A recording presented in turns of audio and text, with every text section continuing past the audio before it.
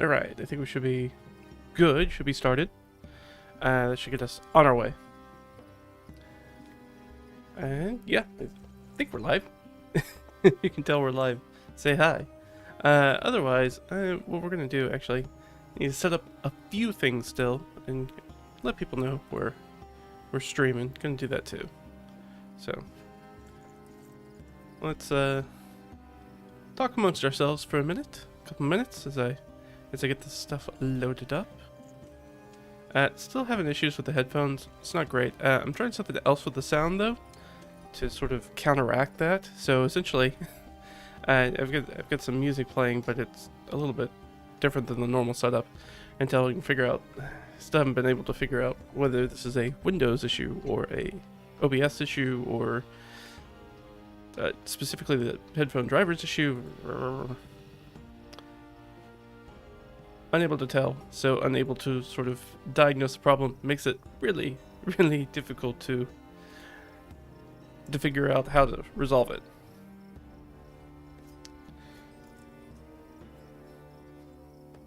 So here we go. I'm gonna set this up. Hopefully your guys' week has been going all right. Mine's been okay. Actually, overall, it's a pretty good week. All things considered, not too shabby. Not too shabby at all. Hopefully yours is going well. It's Saturday morning for me, so good morning for me. I don't know where you guys are, so either good morning, good day, or good evening, or good night if you're just signing off. But we're gonna go ahead and get started. All right, so we got that up. I need to hop in and I guess let people know that we're on line going. Let me the link for our stream and we'll drop it in. As always, I'm fully prepared for stream. Definitely not still working on stuff. Trying to make sure I get kind of going at the time that we usually start streaming, which is about 10:30 Eastern Standard Time, which is, let's see, that's 9, 8, 7 Pacific in the US. The rest of the world, well, you're on your own. I don't know what time it is for you. It's nowish time. I think that's it. Is that it? Is that my login? I guess that is my login. Great. Hey, there was login to your account. Hey, well, yeah, that was me. Great job, guys. So today's stream, talking, and obviously we're going to talk about some villains and villainous factions of D&D.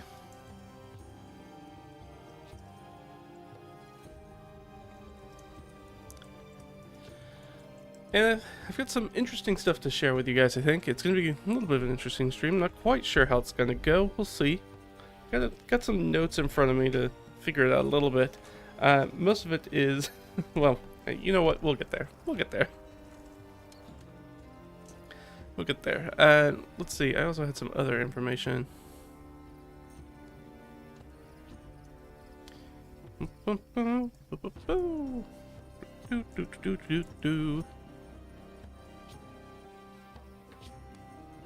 Yeah, let's do that. That seems like a fine hashtag. Yeah, these all look fine.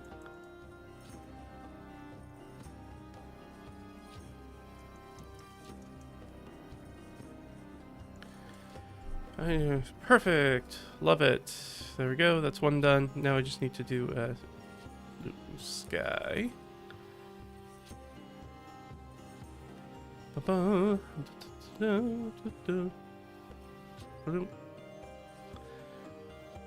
Let's see. I had some other stuff talked about. Just looking at some general warm-ups. Hopefully your guys' weekend is going as well as mine. It's been nice. Having a little long night yesterday,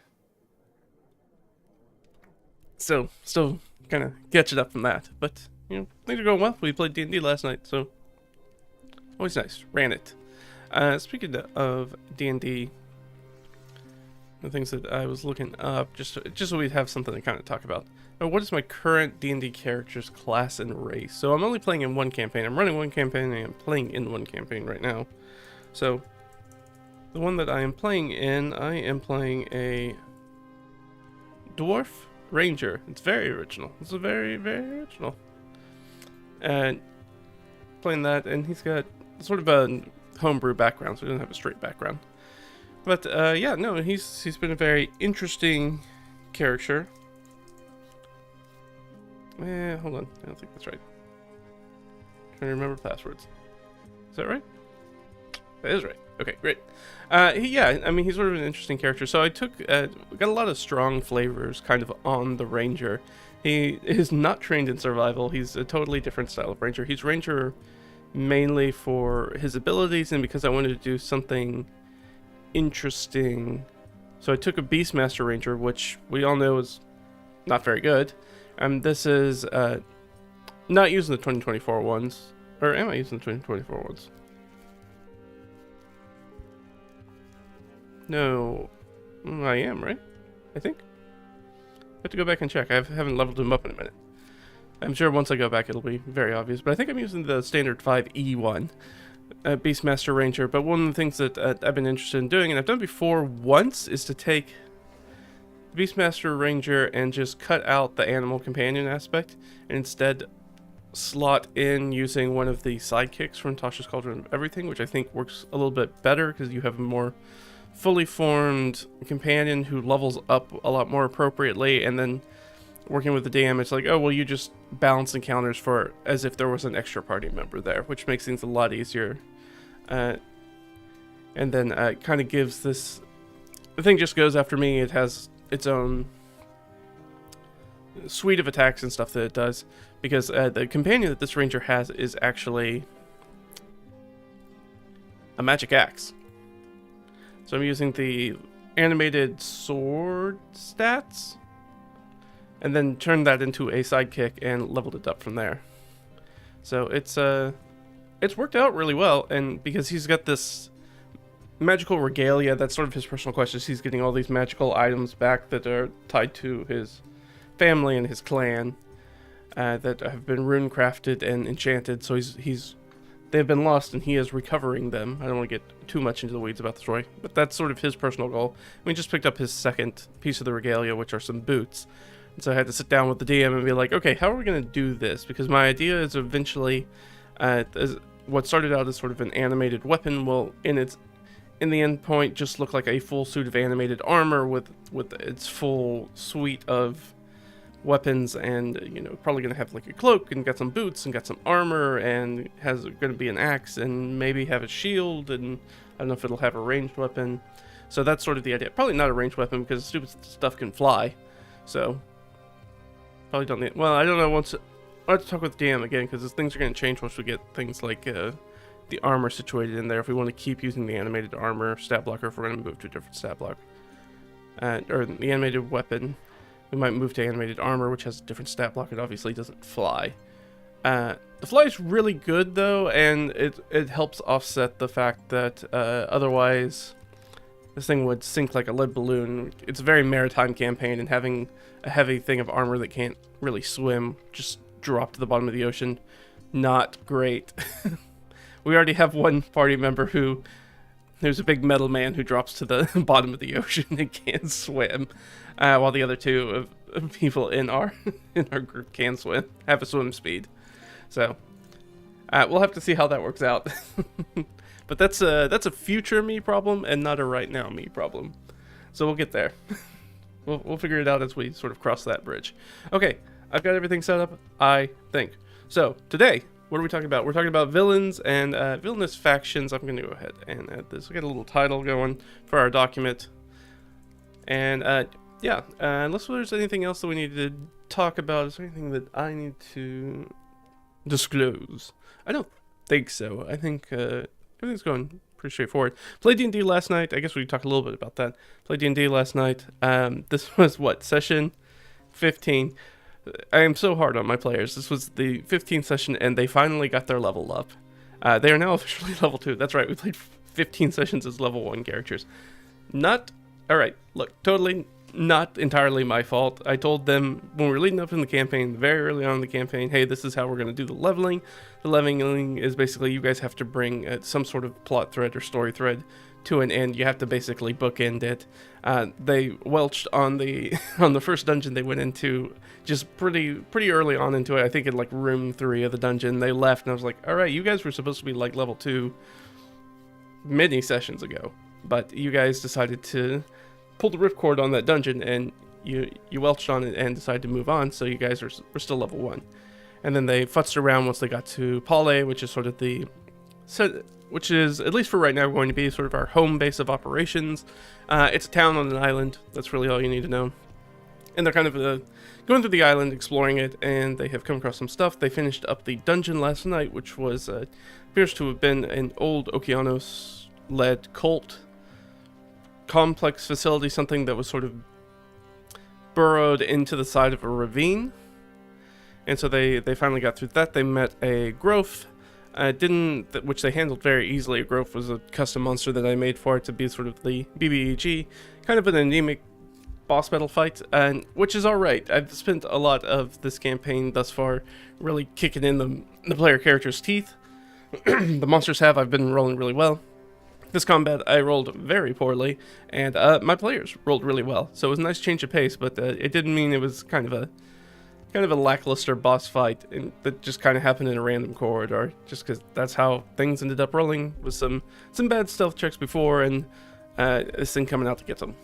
But they dealt with that. I didn't introduce the concept of dragons yet to the campaign, so the concept of dragons in this world is a little bit different. Dragons is sort of it's sort of a little bit closer to what you might call something like, how we in natural language say titans.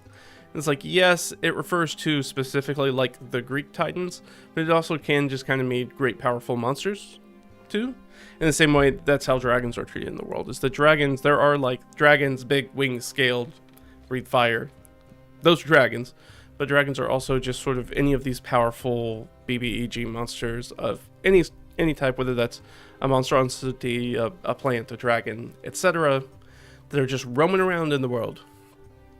They are drawn to places of power and magic, and specifically chaos magic, which is this sort of an ever-present force in the campaign setting in the Homebrew world, which kind of works kind of like solar radiation, and they're drawn to it, and so it's nice because it provides very in-game reason for any place where there's powerful magic, whether that's magic items or spells or rituals or rifts into different planes or whatever it is, becomes this sort of this locus point that just pulls powerful monsters toward it. They're just like pulled towards it, sort of like homing pigeons. Like they just move towards it. It's one of the things they seek out, which in a weird way is also what pulls in adventurers.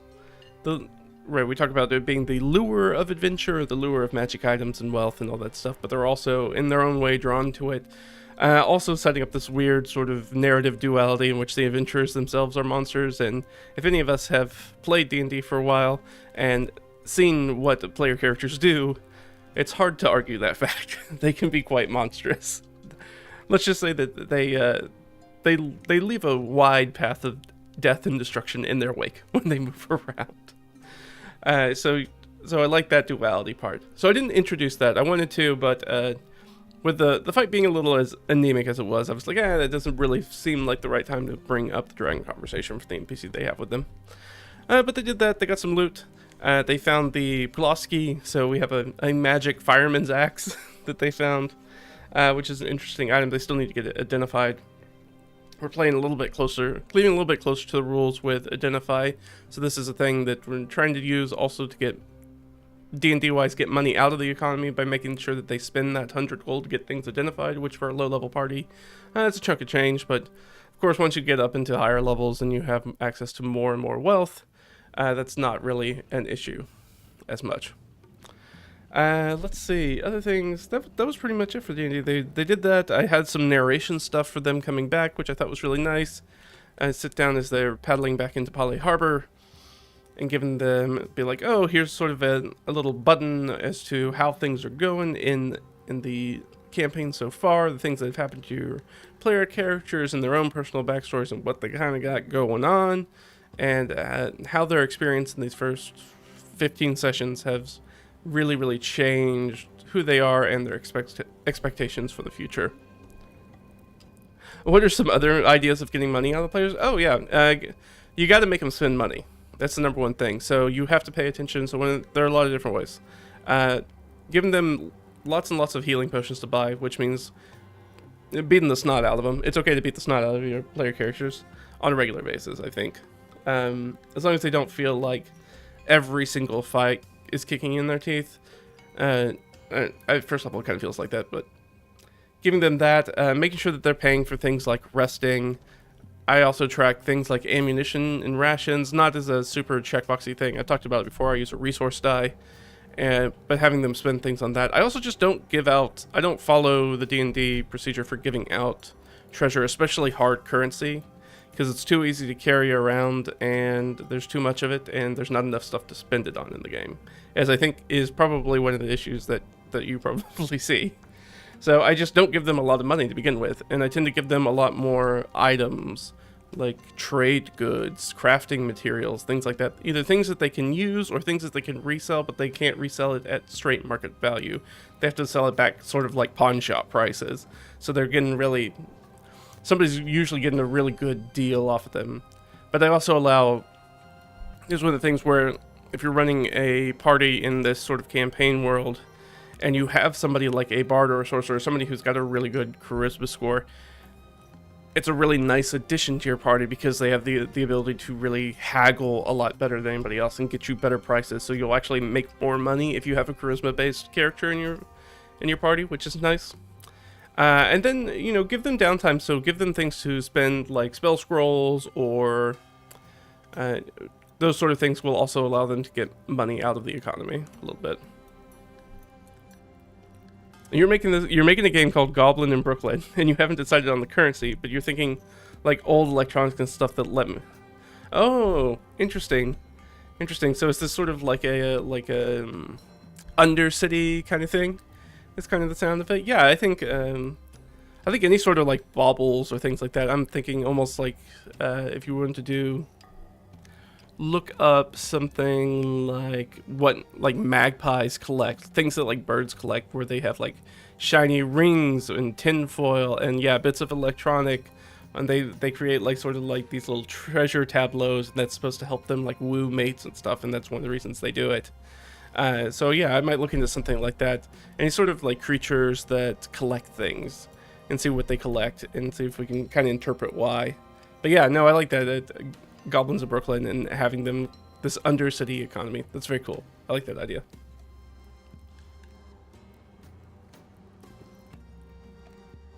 Oh, the idea is like Fallout with goblins. Okay, so it's a little post-apocalyptic. Interesting.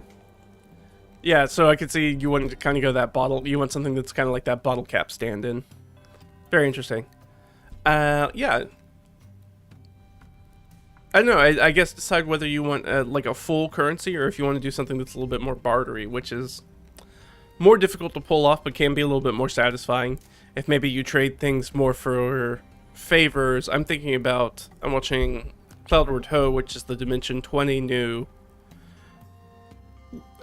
campaign, I guess, or season.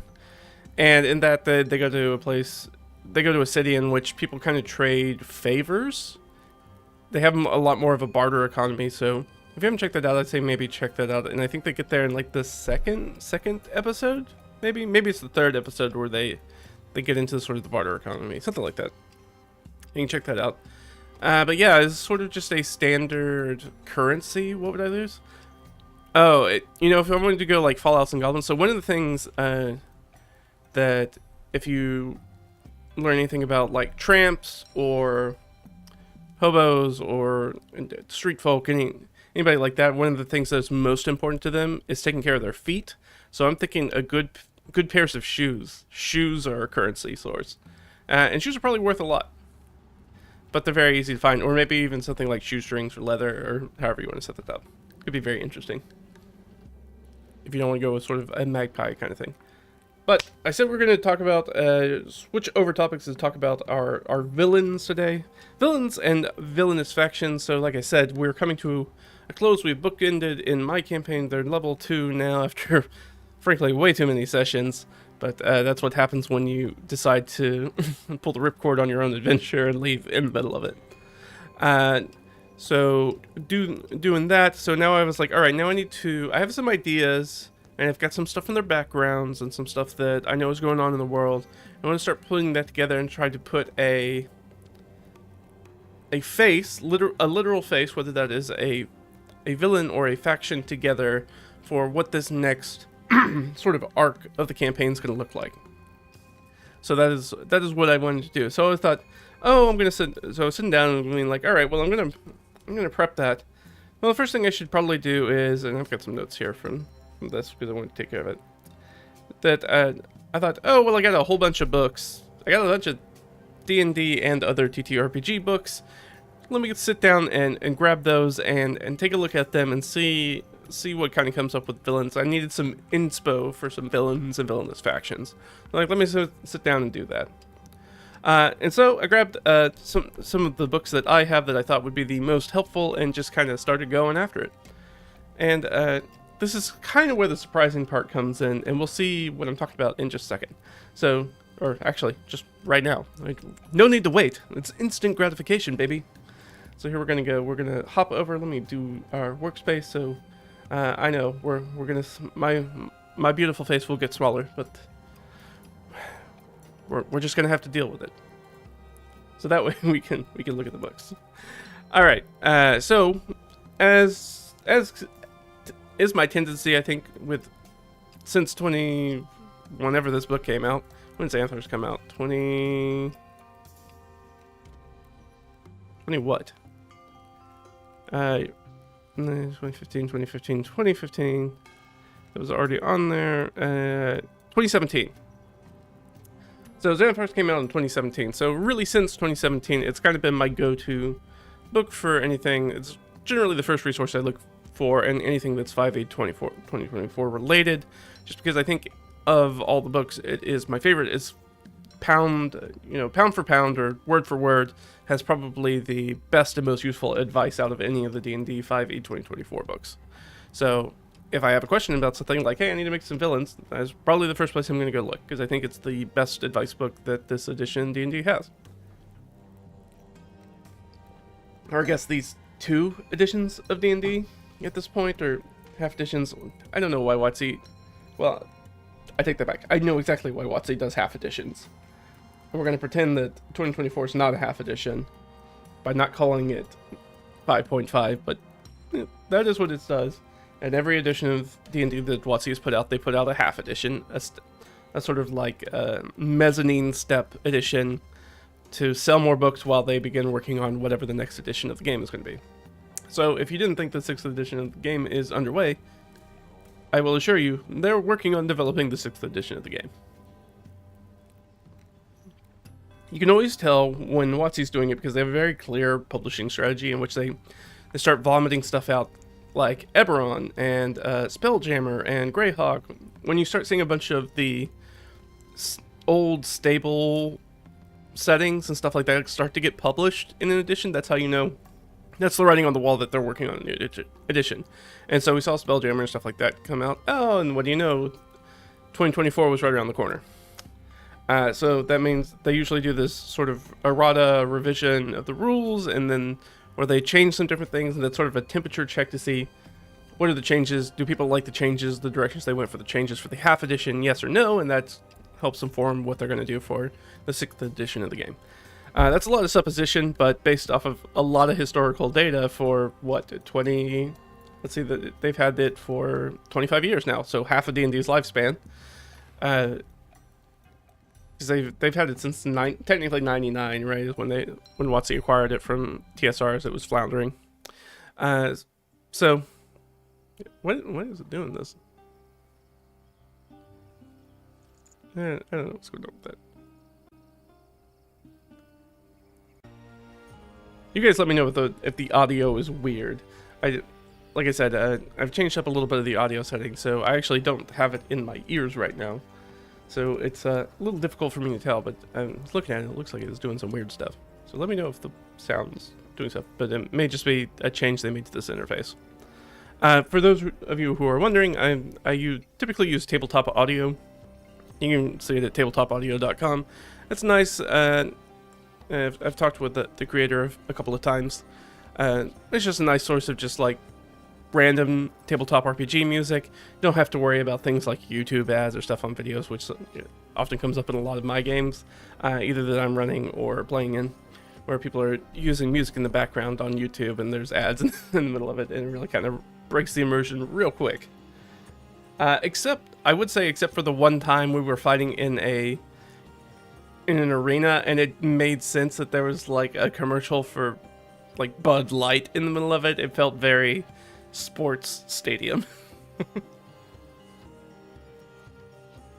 But outside of that, yeah, usually not a lot of sponsored messages in the middle of my D&D campaigns.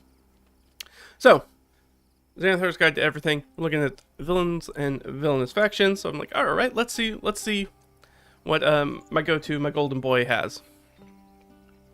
Go down here to contents. All right, you don't need the introduction. We don't need these character options. Player characters. Forget about the players. We're not here for the players. We're here for me, the Dungeon Master. So, hop over and look at Chapter 2, Dungeon Master's Tools. I'm like, all right, here we go. This is what we're looking for. That's what we're looking for. So, falling, simultaneous effects, sleep, adamantine weapons, tying knots, tool proficiency, spellcasting, encounter building, random encounters, traps, revisited, downtime revisited, rivals, magic items. And then it goes on to Chapter 3 with spells, and then shared campaigns and character names. Very quickly I realized, hey, there's actually not any information in here regarding making villains. Huh, that's weird. Alright. Like I said, I grabbed like a chunk and stack of books to look at stuff and be like, of course, these books definitely have to have advice on building villains. I quickly learned that is really very much not the case. And I thought this was especially interesting for... we'll get there. What I'll say is that I found it was interesting. There wasn't as I expected to run into tons of building villain and villainous factions advice based off of the nature, the bent in which the gaming zeitgeist is kind of going, at least for TTRPGs in the hobby. I mean, like, oh, we really want this narrative storytelling at play, which is fine. I'm cool with it. I'm also cool playing old school, kicking in doors and killing orcs and looting their bodies and running through dungeons. I like a little bit of everything. So I'm cool with it, and I'm looking at it specifically because these are the books that I feel like were for games that would support that, because that is sort of the player base, the tone, if you will, that they're kind of going for. That's the fantasy they're trying to bring to the table. That's a better way to say that. Xanathar's Guide to Everything.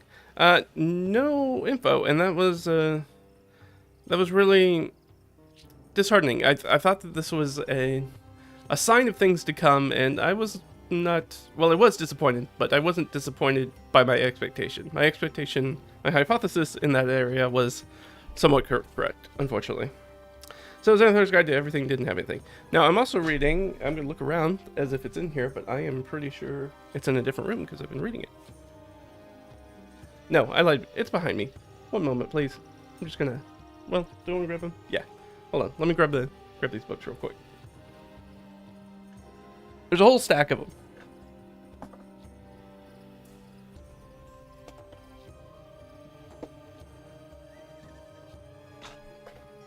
Alright, hold on. Here we go. We'll do this.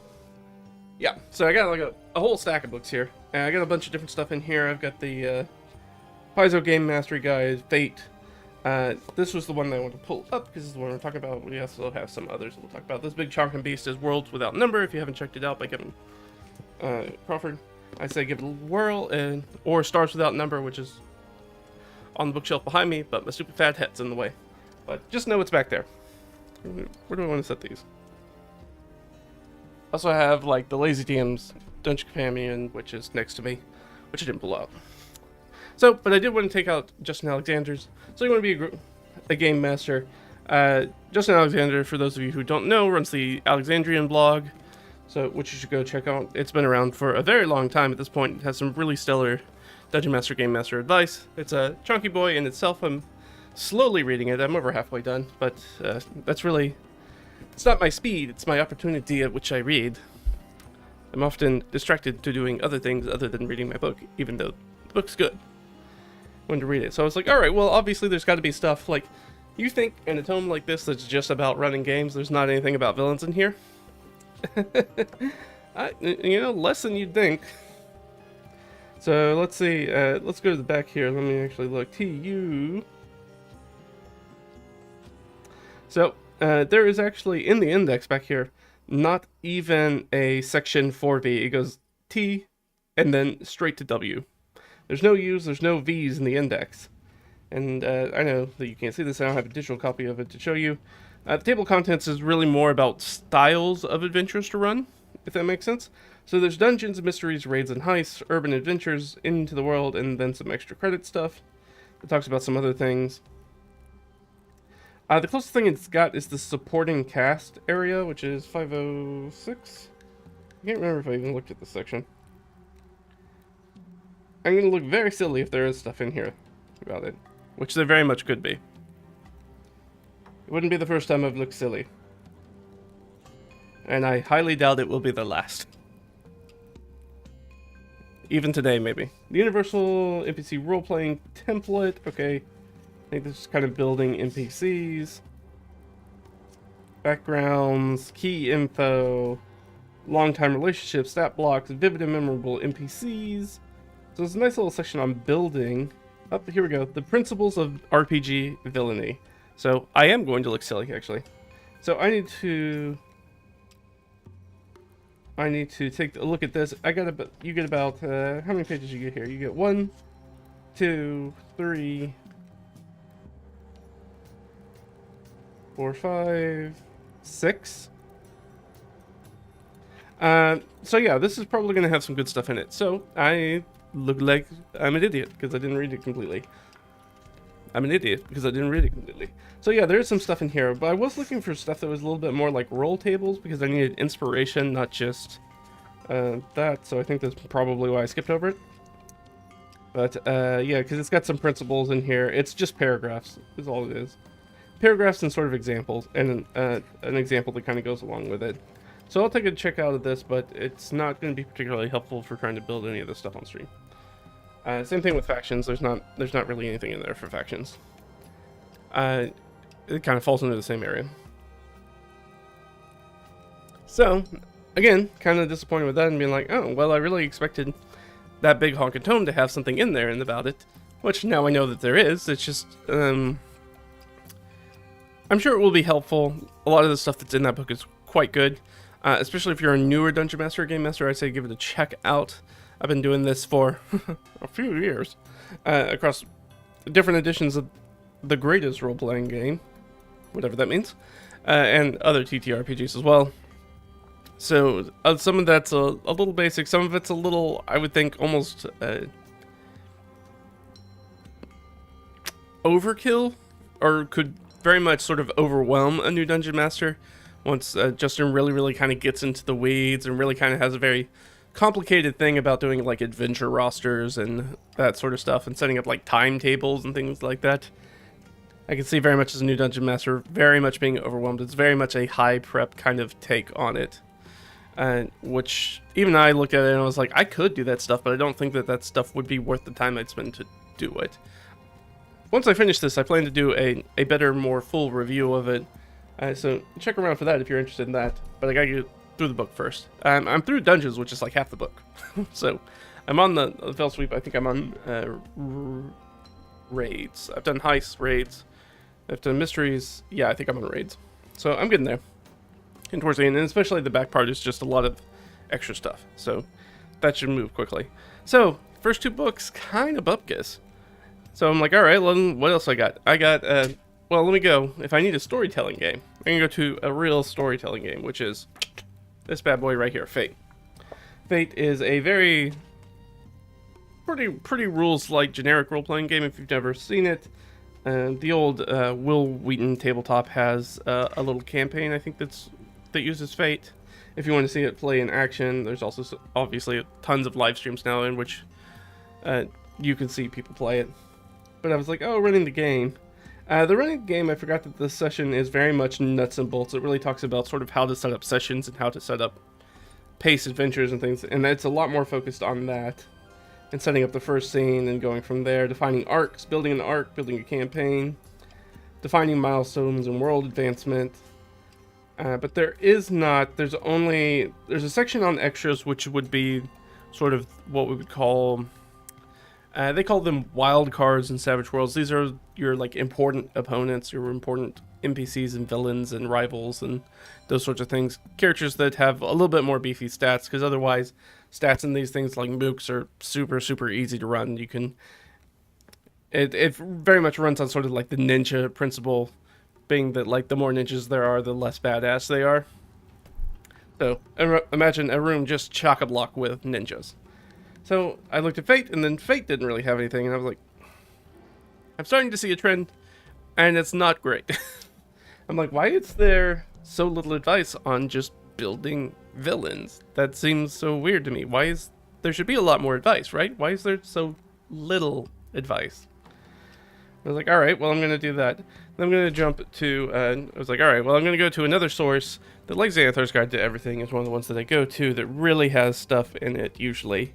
That has really practical advice, at least for me. I feel like everybody's a little bit different. You find the people and the sources that work for you, and you check those out, and you kind of stick and stay with them, or at least that's been my experience. But I'm always out there looking at new content creators, new sources, trying to basically build my library and sources of things that I want to look at.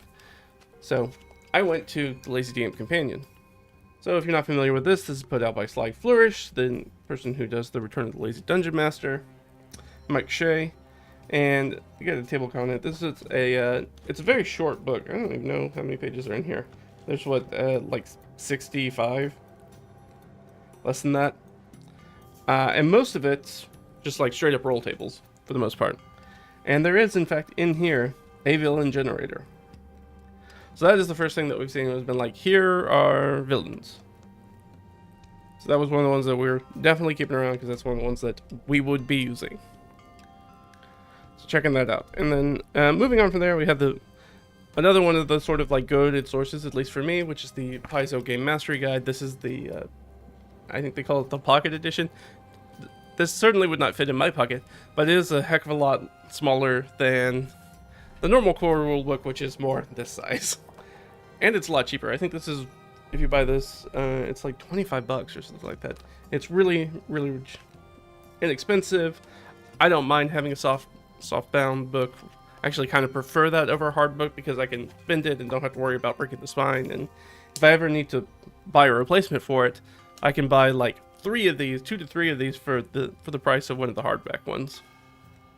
Now, if you got bad eyesight, not the book for you, because the text in here, as you might suspect, pretty teeny tiny, because of the form factor. But I was surprised in here that there's not a ton about making villains. There is a little bit. So there is a little bit that's in here. But it's only, if we go down to the villain section, it's on page 90. Well, actually, do I have the Game Mastery Guide? I may actually have the Game Mastery Guide in digital form.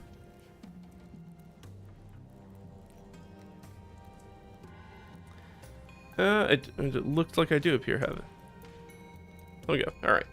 Let's walk back, so that way, instead of me trying to hold up a stupid book, everybody can look at what I'm looking at. Here we go. So let's get to the right page. I said it was 190, I believe. That's 189. So let me drop the size a little bit. Yeah, there we go. Oh, it's so small though. I'm gonna make it larger so at least we can look at it a little bit.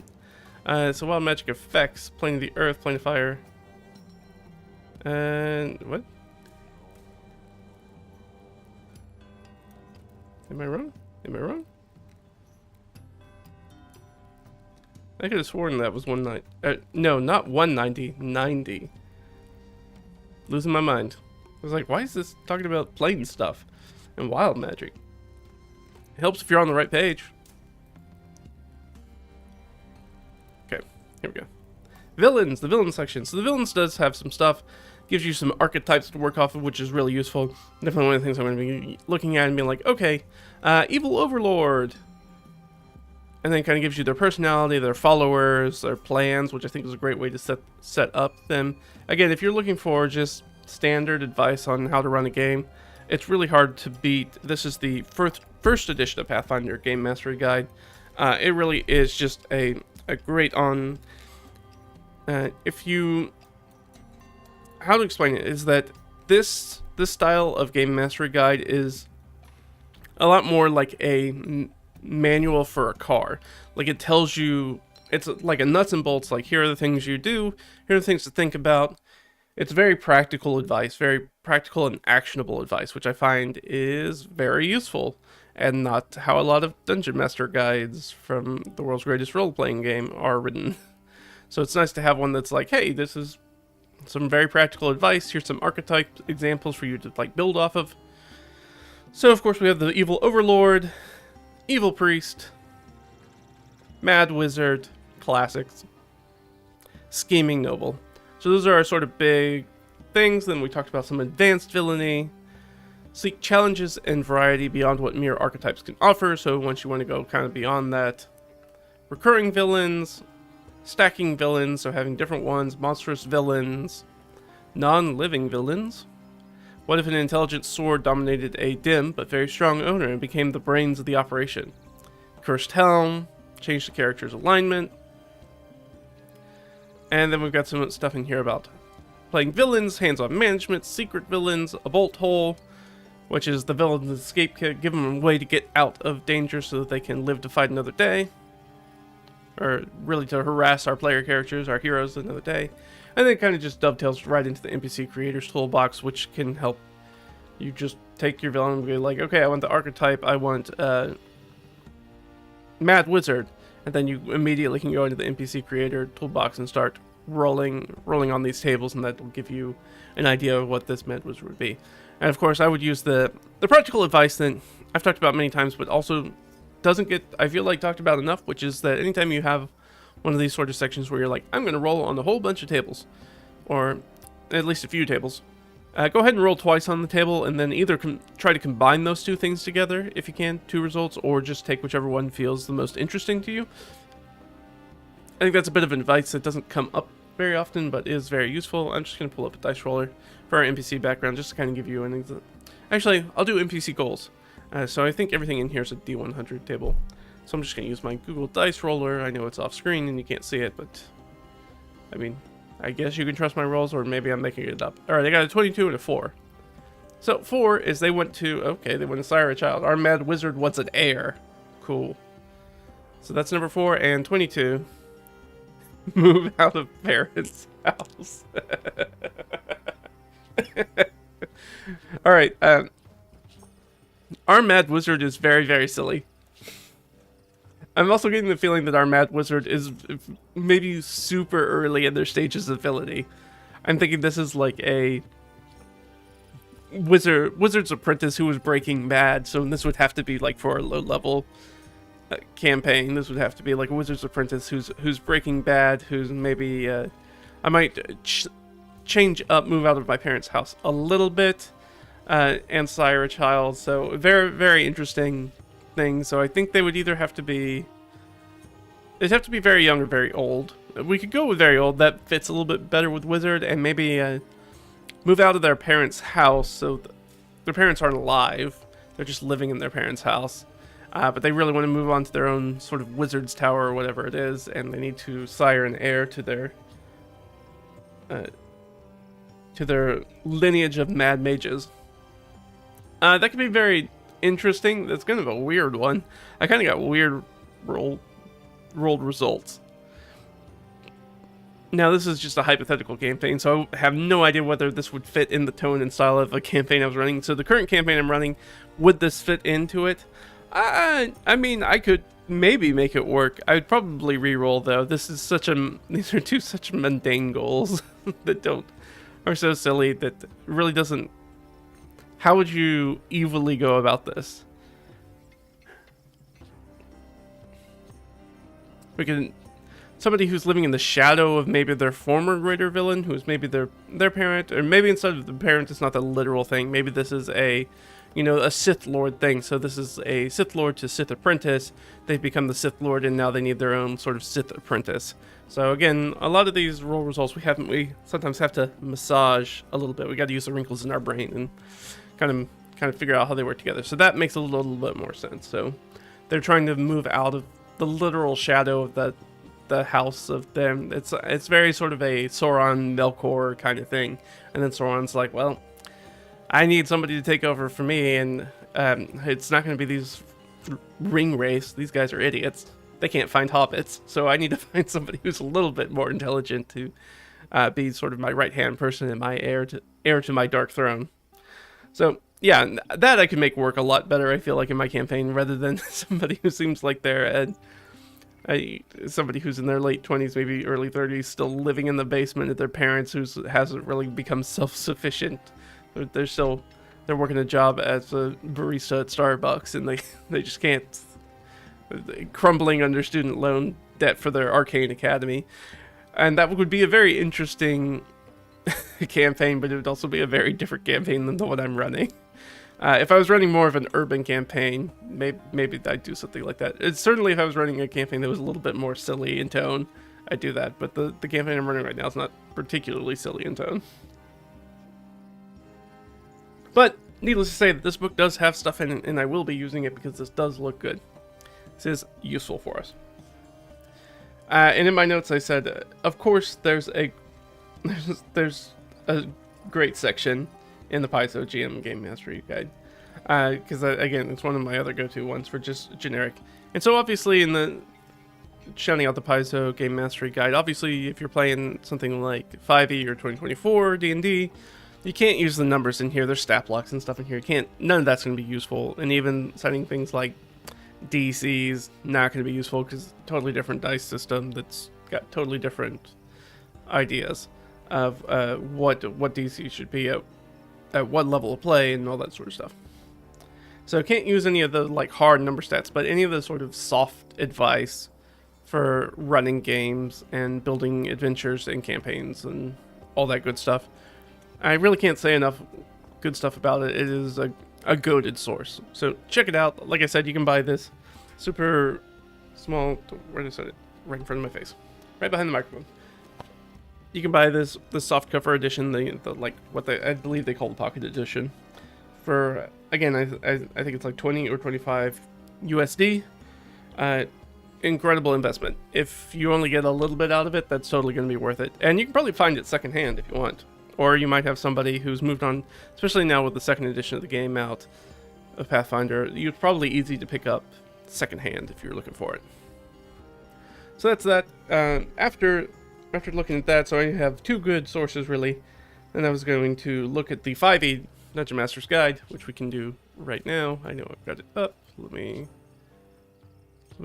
get here. It's a recent. I know you can't say it. I got the menu open. What do we got? Recent files. That's the 2024. Looking for the 5e. Here we go. Ba-da-ba-ba. And we did it. We really did it, guys. So, we're going to hop over here. Let's go look at our table of contents. What do we got? World of Your Own. Again, the organization of this book is awful. For new Dungeon Masters. Hey, welcome to D&D. I need you to build a universe. Whoa. Whoa. Wasn't prepared for that sort of commitment. I just wanted to run a stupid game about goblins for my friends. So, we're going to move a little bit further, creating adventures. Elements of a great adventure, that's probably the first place we can look at, and we do have some villains down here on page 94, but let's look first at Elements of a Great Adventure to see what they've got to say about this. 71. Boop. Elements of a Great Adventure, credible threat. A single villain or a monster villain with lackeys, okay. Familiar tropes with clever twists, heroes who matter, something for all player types. We immediately start moving into adventure stuff. So really just all we have is a credible threat. We need to make sure that our villain or villainous faction represents a credible threat. Sure, yeah, I think that's pretty intuitive. I'm not going to be a very good villain if we don't make them matter. Now, are we going to tell you how to make them matter? No. Again, one of my issues with a lot of the 5e 2024 advice is that they're like, you should make sure that to do this thing. I'm not going to tell you how to do that thing. When do you expect this to be? Some sort of manual for dungeon masters? No. Don't be silly. I'm telling you some super vague advice. Published adventures, adventure types, adventure structure. Let me go down here. And then we immediately start getting into dungeon goals and stuff like that. Alright, which is not what we need. What was it, like 90, 94? So, event-based adventure. So, we have some stuff in here, like our goals. Adventure villain. So, we have some stuff in here, our important NPCs. So, we got some roll tables in here. They're pretty thin, and each of them is sort of based off of whatever type of adventure you're going to do. So they have the location-based adventures, which is dungeons essentially, and event-based adventures, which is it's about the villain more than the place that you're at. So it's not about being in a dungeon, it's about what the villain's doing. So this I feel like event-based adventures gives you a little bit more meaty stuff to sort of chew on as far as a villain. So the villain's more than just the dungeon where they reside. I like that a lot better. Event-based goals, like what are they doing, that sort of stuff. Identify your important NPCs. Sure, villains, mysteries. Then we got our section about villains. Some intrigue adventures are driven by the actions of a single villain. There's also sometimes not a villain. Some intrigue adventures revolve around the exchange of favors in the absence of a villain. Or many villains. Great. So, that kind of gives us that. Our quandaries, creating encounters, and now we're back off down into the weeds for random encounters. Speaking of random encounters, I had somebody like resurrect a super old comment I put on a different content creator's video about random encounters, because I felt like the video was fine, but the content creator fully just skipped over like why random encounters are included in TTRPGs, and I was like, I feel like that's super important information to understand why they're there and what the sort of intended design use is. And it didn't really talk about that. It was like, how do you make your random encounters not suck? And I was like, well, I feel like the foundational thing to do that is understanding what they're there for. Then had some trollish kind of behavior kind of resurrect that thread, and I'm like, people on the internet are weird, let's put it that way. So we had our Villainous and Villainous 94 and Villainous class options, which this kind of dovetails back into a very, very sort of, I feel like, 3rd edition thing. Like, this is very much a 3rd edition, 3.5 edition of the game thing, where people were like, oh, for villains and like important NPCs, you just build a character that the DM runs. And I'm like, I'm a DM. I don't have time to be running, in addition to all my duties, a full 6th level player character, in addition to all the other stuff I'm doing. I don't want to do that. My bad guys don't need to be bound to the same rules as player characters. They can kind of do whatever they want, and I give them the abilities they need to have, rather than being like, oh, well, they're a 6th level anti-paladin, so of course they have this thing. It's like, that's not super useful. The game's not designed for player characters to be for PvP. It's not designed for that. It's never been designed for that. So our villain schemes. So this is useful, so I'll come back here and do some of this. So we did have some stuff that was in here. And their villainous methods. I do like this table. I've used it a couple of times before. And then sort of their villainous weakness, and then we get the class options and stuff that I don't think is very important. Like, I don't care what the death domain spells are. You can use the rules in the player's handbook to create NPCs with classes and levels the same way you create player characters. Why would you do that? I don't know. That seems like a... I'll be really honest, at least from my perspective, a massive waste of time. And look, if you want to build a player character, just go build a player character. But I don't need to worry about how many spells they have per day. They're going to be in like one fight.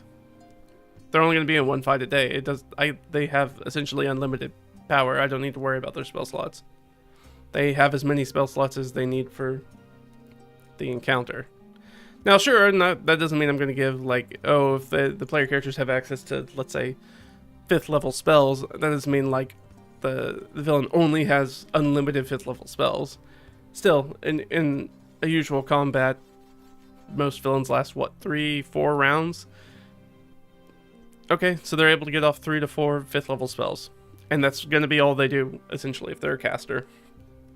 I feel like that's alright. I'm not upset about that. Yeah, so that's the other stuff that's in here. And so that stuff I don't think is particularly useful. But we have some tables in here which we can use, which I do like. So, that's in here. It does have some stuff. It does have some stuff on organizations as well, because we wanted some stuff about factions. Most of the things that we've looked at, even though I haven't really talked about a lot, don't have a ton about factions. They've got a little bit here and there, but then again, it kind of gives us some loosey-goosey stuff and doesn't really give us a lot of straight-up information about playing them.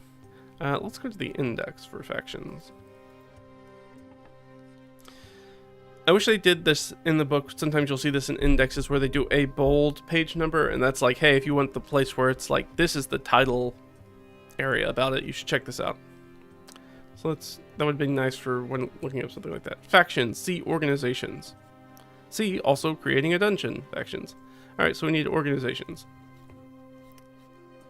Organizations, see also creating an organization. Adventurer. Rank, renown, samples. Okay, so all of that seems to be on page 21 through 23, which is super early on in the book.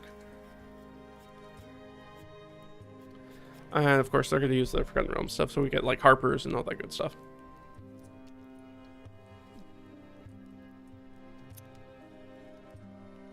So what do we... Most of this is focused on, and this was the thing that really they came out of the gate really strong with in 5th edition, and then I felt like very quickly did not support it, which was sort of this idea. It seemed like they really wanted to do a bunch of like faction play. I don't know if this was a push for like the Adventurers League, if that's what they were planning to do. They really wanted to tie it into Adventurers League. I didn't really play any Adventurers League in 5th edition. I played a bunch of it in 4th edition, but not like at all in 5th edition. So I'm not really sure, but yeah, they came out of the game hard with it, and then that just kind of petered off, and they didn't really do anything with those things. Really thought like it was going to be like a main thing of this edition of the game, and it really hasn't done anything with that. Really sort of kind of petered out there. Renown, this is more about like, that's right, this is more about factions that you want to join as a player character, which is probably not going to be useful for us. At least in the idea of making a villainous faction. Of course, we have the Zentarum up there, Zentarum, however you want to say it, which is often coded as evil in the Forgotten Realms, but they're kind of just mercenary. They do plenty of good stuff, but they do plenty of bad stuff. They do whatever the people are paying them to do. It's anybody who's played through something like Baldur's Gate 3 has seen that the Zentarum are just kind of around, even though they don't really play much of a role in the MPG3.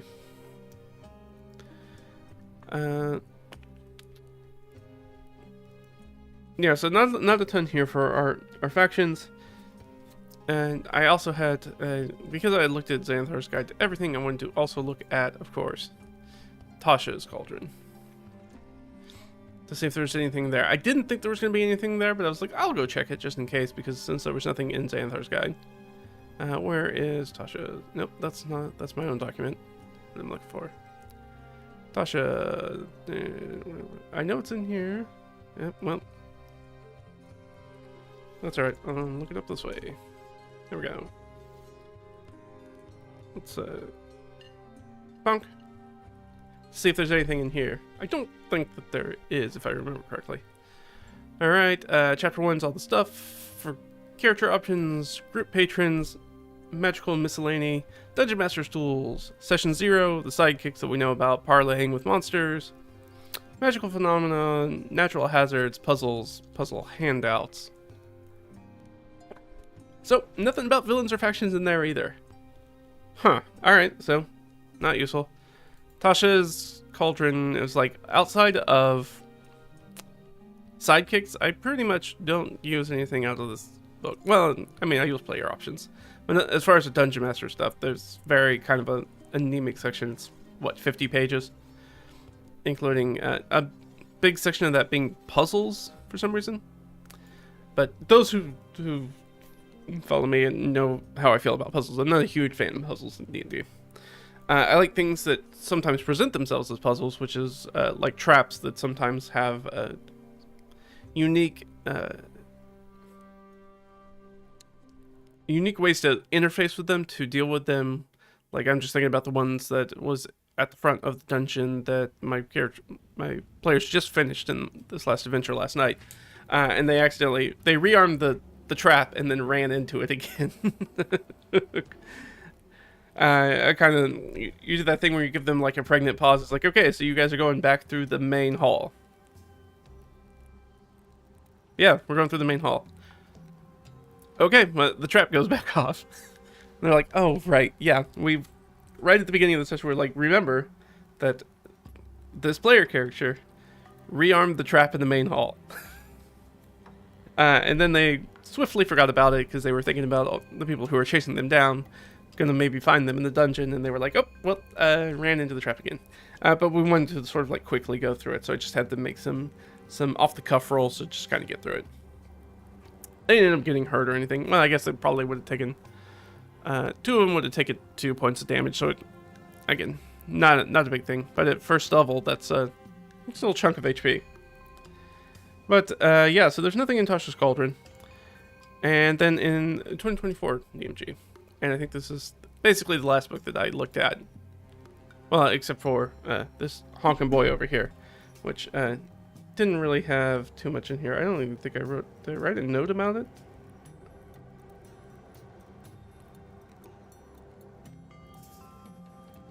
I really didn't. Huh. Alright, I'll pick it back up and look at it. I think I have a digital copy of it, so we'll look at it together. It's a great book, by the way, and both its cover, I really love its cover, but I also love, what was I going to say? Oh, I also love it. It's got tons and tons of roll tables in there. Super cool. And, by the way, this almost, I have to say almost, because not entirely, but this book, this big chunky book, Worlds Without Numbers, is available for free. You can just go get it from free from DriveThruRPG. It's missing a couple bits if you don't want to pay for sort of the full meal deal, but they're really supplemental tables, so you can get the whole game and all the cool stuff that's in there if you're not familiar with Kevin Crawford. He has Worlds Without Number, but he also has Stars Without Number, which is on the bookshelf behind me, which is a sci-fi version of it. So if you want to do planet hopping in a different sort of game, you want to play a sci-fi game. Characters and organizations, Magic and Greyhawk. Oh, that's right. I remember looking at this, because this is one of the ones I was looking at before I started the stream. I was like, oh, there is a section for factions. I need to go check that out. Open it up, and it's just stuff that's in the Greyhawk setting. And I'm like, that's not useful for me. I'm not... Like, some of the stuff is like a paragraph. The Circle of Eight, some of the greatest spellcasters of the world of Greyhawk, form the Circle of Eight, a group dedicated to preserving balance in the world. The group's general aim is to prevent any single country, faction, or other organized group from becoming too powerful and overwhelming others. The membership of the Circle of Eight is secret, but include Mordenkainen, the strategist behind the group, Bigby, Jalarzi, Salavarian, Orluk, and Otto. So, hey, if you notice, those are a bunch of the spells are named after those people. Yeah, they're real people in Greyhawk, and they were real player characters in Guy Gax's game, I believe. So yeah, so any spells that you have, that's like the wizards created those spells. The original wizard PCs created those spells. Which Tasha is also one of, I believe. even though Tasha's not in here. But Bigby, Udluk, Otto, Warnkin, yeah. All those guys are in here. We got a bunch of spells named after them. So yeah, unfortunately not a ton in here about factions. So let's look at the index. Let's see what the index sends us for villains. So, villains. 88, 106, 140.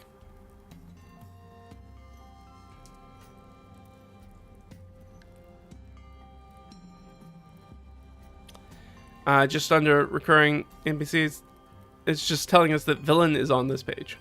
It's written on this page somewhere. What was the other one? Nope. So that's not going to help us there. 106 and 140.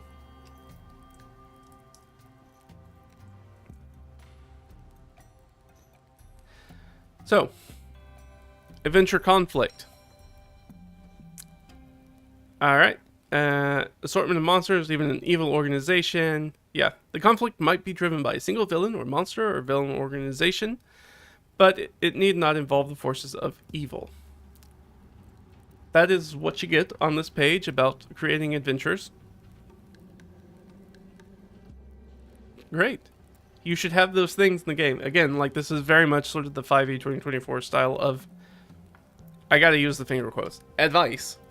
They're gonna give you, hey, you should make sure there's villains and villainous organizations. Great. You gonna tell me how to do that? No. Great. Thanks. Helpful. And our other one was, what, 140? Or was it 160?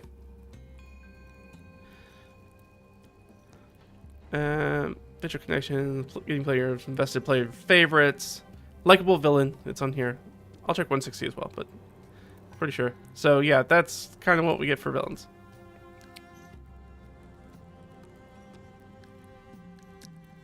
Nope, that's Greyhawk Gazetteer. Yeah, so that is the advice in the 2024 DMG about villains.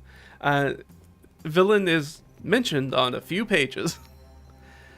It says, you should make a villain for your campaign. Great, how do I do that? I don't know, man. You're going to have to figure that one out on your own.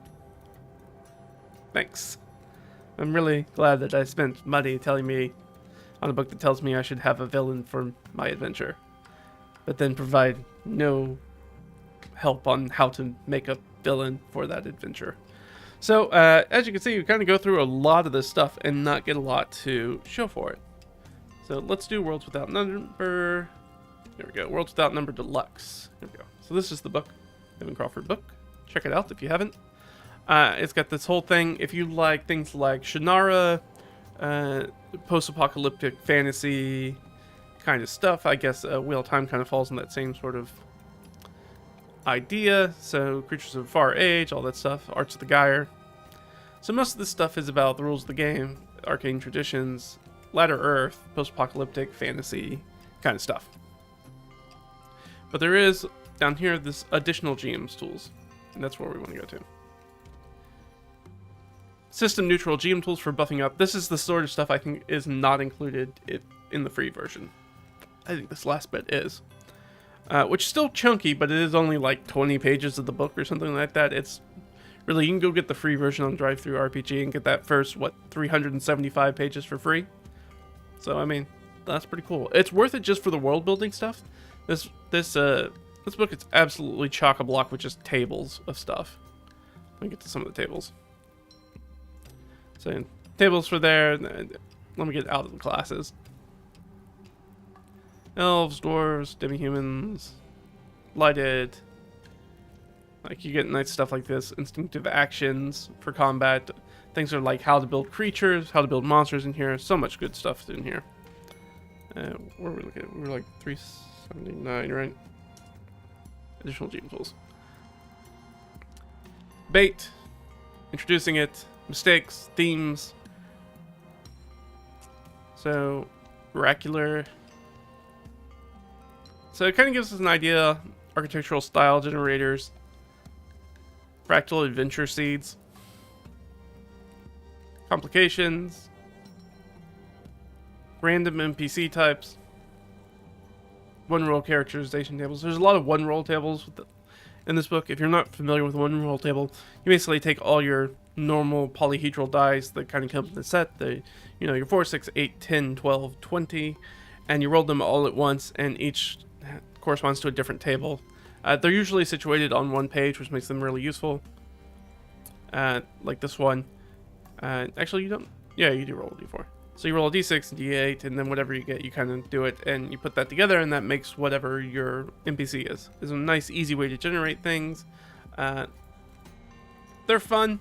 I do think that, like, when you have when everything you do has to have, like, a d4 and a d6 table, it really limits a lot of options, so you have a lot of the same specific things show up again and again and again, like general physical build, to the point where you're like, is the physical build even that important if there's only 4 options?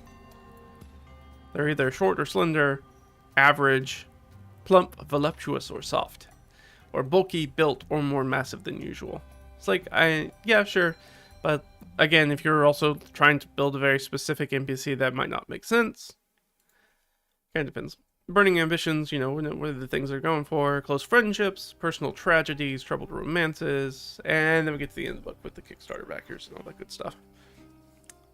So, let's see what they've got in here. We got any villains in here? We sure do not. So yeah, this is one of the things that I thought was, again, going to be kind of a slam dunk book that I picked up, because I know there's a lot of great stuff in that book. And then I was like, oh, actually, there's not a ton for me in here. So I went through a bunch of my books that I thought would have really great advice, and really didn't turn up a ton.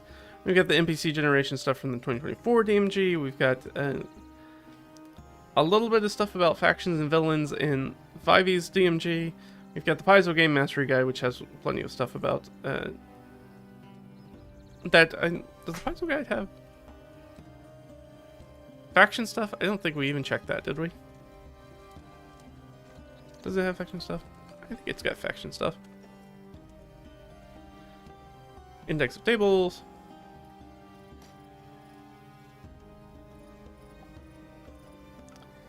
Airships. Fact. No, nope. We go from fairness to feedback. From extraterrestrials. So yeah, nothing specifically about factions, unless they might be calling them organizations again. Nope, NPC gallery, out of character, parallel worlds, party, Pathfinder society, planes, player characters, player personalities, etc., etc. Yep, so nothing about it in there. Alright, so we know we can close rolls without number, not going to be useful to us. The 2024 DMG, not particularly useful to us. It's got the NPC generation section, so maybe I'll keep that around. I don't know if I care about that very much. Where's the NPC generation stuff at?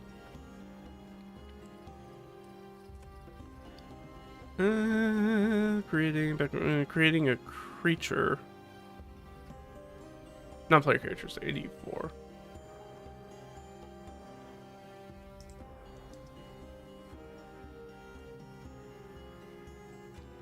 Non-player characters. So we've got that stuff, which immediately puts us into names. NPC appearance, NPC secrets, NPCs as party members, etc. Okay, so we'll keep that. Maybe that'll be useful. Probably not. Tasha's Cauldron of Everything had absolutely nothing for us. Bye, Tasha. The 5e DMG had, again, has some stuff. Let me look. There's a campaign setup part too, which I think might have something in it.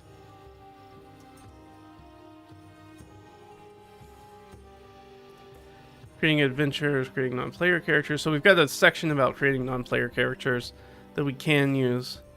Adventure environments, between adventures, types of treasure, running the game. Well, I thought it was in here. I was pretty sure there was a thing in here about it, at least by my notes.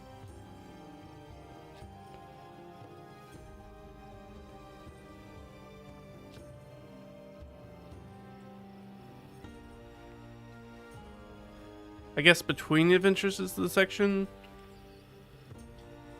linking adventures together, campaign tracking. Let's see if there's anything in there. Otherwise, then we're just going to have NPC generation again. And we don't need that many sources of NPC generation. I mean, it's nice to have, but it's not going to help us do anything too much.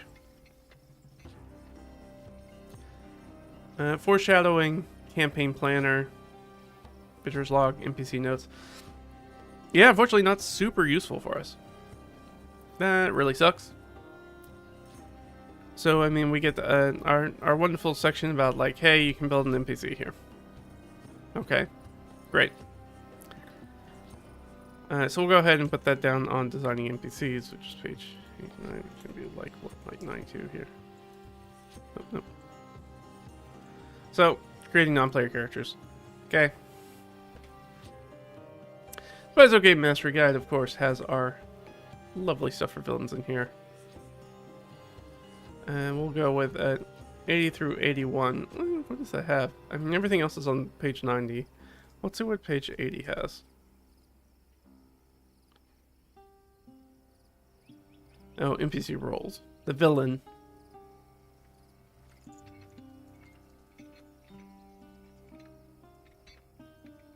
So we do have an actually good section of villains. So, right, we're definitely going to use this. And then there's Anther's Guide to Everything, which had a whole lot of nothing in here. I also pulled up the 4th edition game, which also did not have a lot of stuff about villains in it.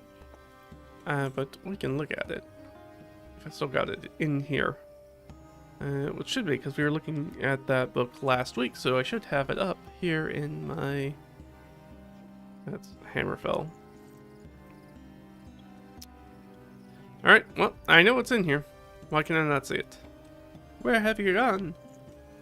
Folktales, Xanthars, and... I don't know. Well...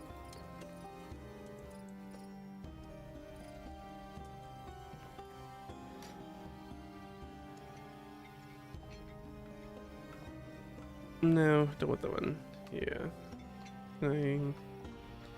Let me open this file location so we can get to it. Wizard's materials.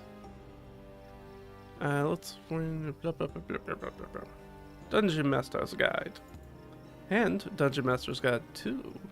So, 4th edition of the game has 2 Dungeon Master's Guides, if you didn't know that.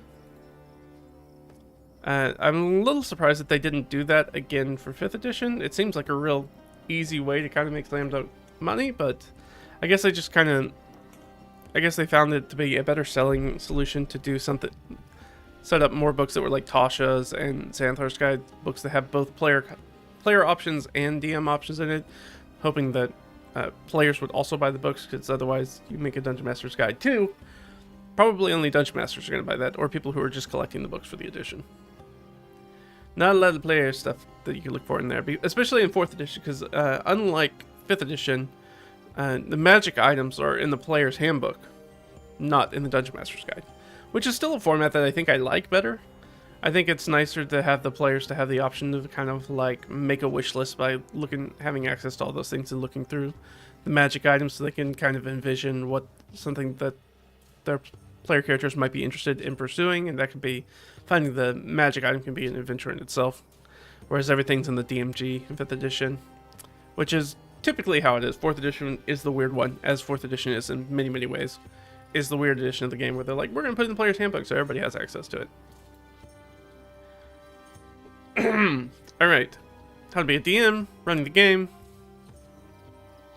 Combat encounters. This is how I think is the correct way to set up a Dungeon Master's Guide. This is Dungeon Master's Guide 1 from 4th edition, where it starts with, hey, do you want to be a DM? Here's how you run the game.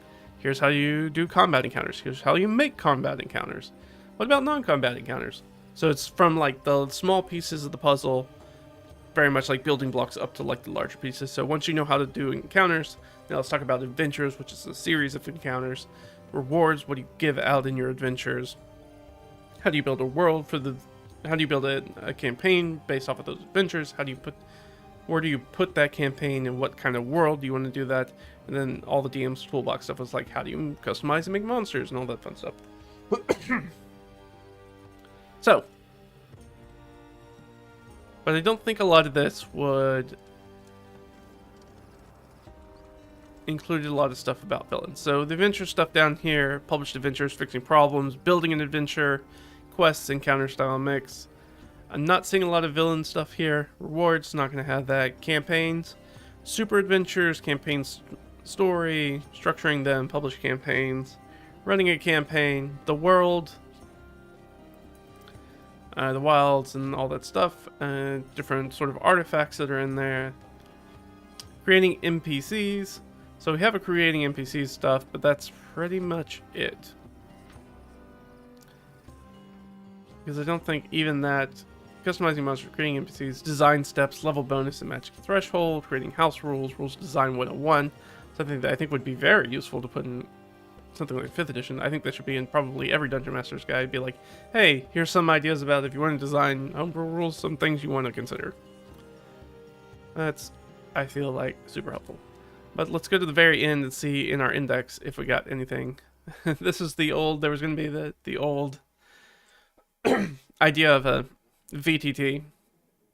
Oh, and the forgotten yesteryears of what would this come out? 2008, 2009. That's how we thought it was going to look. You know, it's not awful. It does the job. Okay, so we want villains. There are no villains in here. Any factions? We got stuff for factions? Probably not either. Nope, no factions. Organizations, we got stuff for organizations. Ah, we do have stuff for organizations. 155. But I'm gonna guess this is probably not gonna be super helpful for us. No, this is really talking about building a location, organizations within a location, temple skills, secret societies, colleges, and orders. Important forces in the social order of any settlement. Yeah, so this is all the settlement building information. So not super useful for us as far as building a villainous kind of faction. It's more about the movers and shakers of a specific area. Very useful advice, just not for specifically what we're trying to do, because we're not trying to build a settlement. So unfortunately, nothing here. Now, do we have some of that change in here? It's so weird to go back and look at some of the 4th edition D&D art and how it's exactly the same as in style in so many ways of Pathfinder. Like, look at this. This is Pathfinder as hell. This image. Like that is 100% Pathfinder. If you took off the D&D, if you scrubbed all the stuff on it and just showed me that image and had me guess where it was from, honestly, I don't look at the cover of Dungeon Master 2 very often. I'd probably say, oh yeah, I don't know, something from Paizo, probably Pathfinder 1 or 2. They'd be like, no, it's from D&D. Oh, I guess I don't know it very well. Sorry. Also got really great guys down here. If you're looking at the author bylines down there, James Wyatt, Bill Slavishek, and Robin D. Laws. There's also Robin D. Laws has their own book for running games, which is worth a read if you ever seek it out. It's very system neutral, but kind of gives it. I think I have a copy of it, right?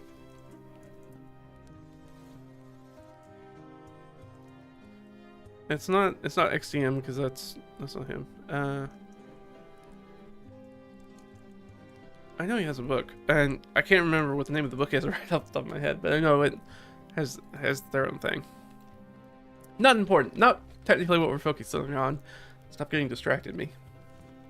Alright, group storytelling, yada yada, vignettes, advanced encounters, designing traps, skill challenges, customizing monsters, adventures, alternative rewards, which is super useful, artifacts. I like using alternative rewards anyways. Anything that doesn't give them their sort of specific, not just filling them with more gold, giving them stuff that I like access, licensure, property, stuff that also tends to have maintenance associated with them, or comes with some sort of responsibility, or allows them to do something that they couldn't do before.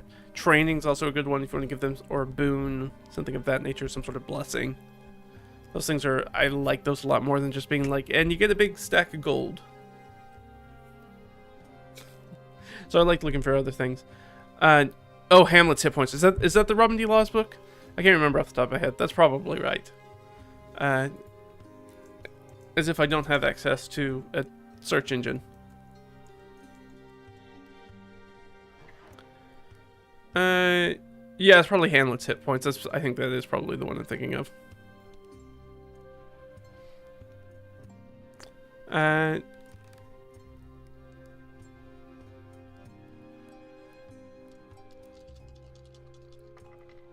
Yeah, that's about storytelling. Yes, yeah, that is the book I'm thinking of. Thank you. Thanks, Bearbeard. That is exactly what I'm thinking of. Correct. So, villains. Not a ton in here thus far. Artifacts. We do have organizations. And recurring villainy. So, this actually does have some stuff for us. Potentially. So, recurring villainy starts on... An organization starts on 161. Organizations, recurring villainy. Give your adventurers a chance to interact and form relationships with set collections of enemies and allies throughout ongoing storylines. Villainous organizations connect the dots between encounters. Virtuous groups provide PCs with support, a sense of belonging, and a reason to venture forth and find trouble. Yes, exactly the sort of stuff that we're looking for. We're going to enlarge this a little bit for us. Recurring villainy, because you want a villain that's going to show up between potentially more than one adventure, which is very useful. Let's see, connecting the dots and having some of that stuff together. Political complications, rivalries, shifting relationships, belonging to an organization. Then we kind of get into some other stuff, power struggles, sort of stuff if you really want to dive deep on organizations. And it gives us this nice little template, which is going to be useful. Name of the organization, their goal, what their actual goal is, their stated goal.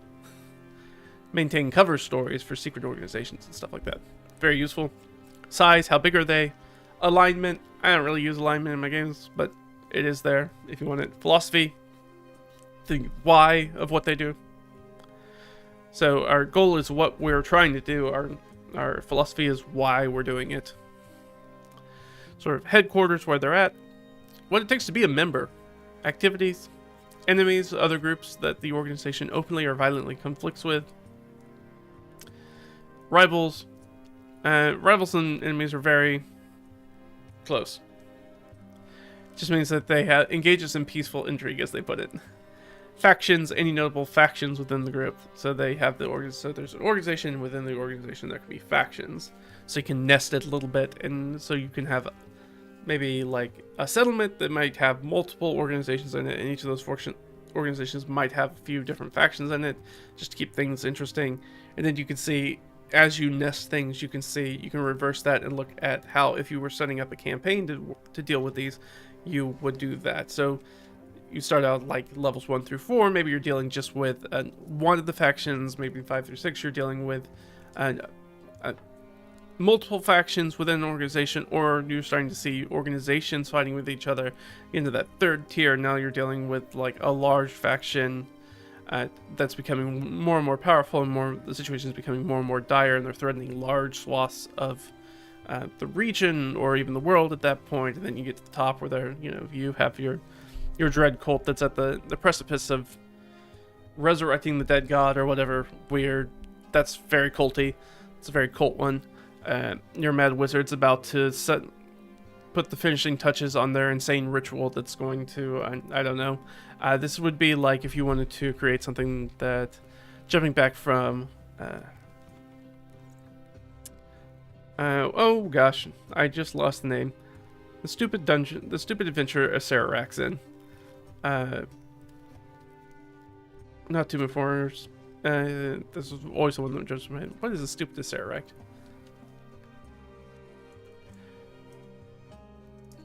What is that adventure?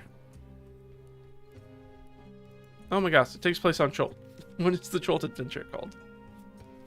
I keep wanting to say Dungeon of the Mad Maze. That's not right. That's Hallister. Gosh.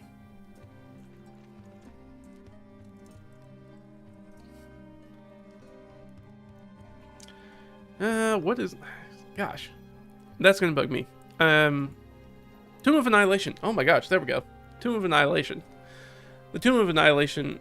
So if you wanted to set it up where we were going the Mad Mage route, if you wanted to set up a campaign where you wanted the finality to be with a Acererak or a similar sort of thing, instead of the setup for that adventure, which is not really a spoiler, you learn it immediately. Acererak is basically collecting all the souls of the dead to basically feed their power in the phylactery. And so, as a demi-lich. And so, I would put that, if I was going to make the campaign, I wanted that to be the Mad Mage ritual, sort of at the end. It would be them putting the finishing touches on, oh, by the way, we're doing this thing in which I will still steal all the dead souls in the world, and that will add my power, and I will soon be unstoppable. And that would be my sort of finale for a campaign like that. And that would be a very high-level finale where you're dealing with, like a supreme lich at that point. A very, very powerful undead spellcaster. And their horde of minions, their full rogues gallery of allies and other people, avatars of gods, and etc., etc. So, lots of good stuff in here. And they give us some examples, which is useful. I don't think I've ever looked at these examples, I'm going to be honest. The Banesons. Secret conspiracy of humans promotes the worship of Bane, the deity of war and conquest. Based on the vision of its founder, the group schemes towards a global apocalypse to transform the world into a mirror of the plane of Chernogar?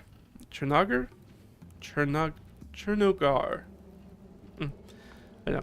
D&D names, right? Weird fancy names. Bane's Iron Fortress. See Manual of the Planes. And the Bane Sons into the mighty Goblin Warriors. So humans want to become goblins? Interesting. They're small, but they're a small and local sect. That's very funny. They have very lofty ambitions, but they are very small. That's very interesting. Oh, they only formed a generation ago, so they're only like a couple decades old. That's very funny. So yeah, we've got stuff in here that's going to be useful for us. For recurring villains and such. Super, super useful. Okay, that's good stuff. So I think we've got our books that we've got. The Lazy Dungeon Master's Companion, actually, because I haven't opened it up.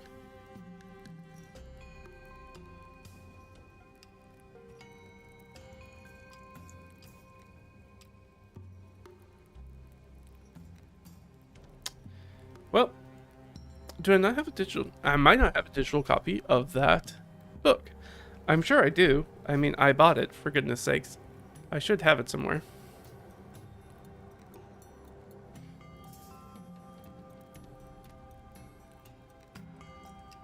But maybe I don't. Well, goodness gracious. Can you believe it? Can you believe it, people? I can't. That's very silly. If I don't have that.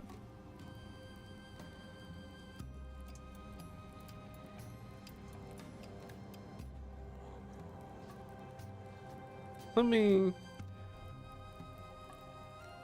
open this book. Okay, so I've got, let me just open the the area where I've got all this info. I've got the workbook, Dungeon Master, Return of the Lazy Dungeon Master. I guess I don't, which is weird. I mean, I bought the book. I should have access to the digital copy. I just need to, I guess I just need to download it. I'm not going to take the time to log into DriveThruRPG and do that, unfortunately, not on stream. But I'll do that later. So, let's take a look at things. So we've got sort of our stuff put together here. We know what we're going to look at. I'm going to swap this over and throw it over to our other thing. Let me pull it up so I can see it. There we go. And actually, I'm going to move this there. There we go. All right. So let me swap what we're looking at here, so you guys can kind of look at what I'm looking at. There we go. So we just put together this for our villains factions. Like I said, I'm doing this as a little bit of my own actual prep. Like I need to come up with this for. I don't necessarily have to have this in iron before my next session on Friday. So I got a week. And I got other stuff to prep. They're about to do a festival. They've got some downtime stuff that they're going to do in the days leading up to a festival. So I need to prepare. You know, they just got through a dungeon crawl. They've gotten their butts kicked up and down and around Palais Island as first level. They've rocked into second level. They're ready to kick things off. This is going to be sort of honestly, this is going to be sort of like a release valve session. This will be like mainly a fun session where we do some downtime stuff, they catch up on some personal stuff, some personal background stuff, be a laundry list of those kind of things, and then they're going to jump in and do the festival. So I need to come up with some festival activities and stuff for them to interact with.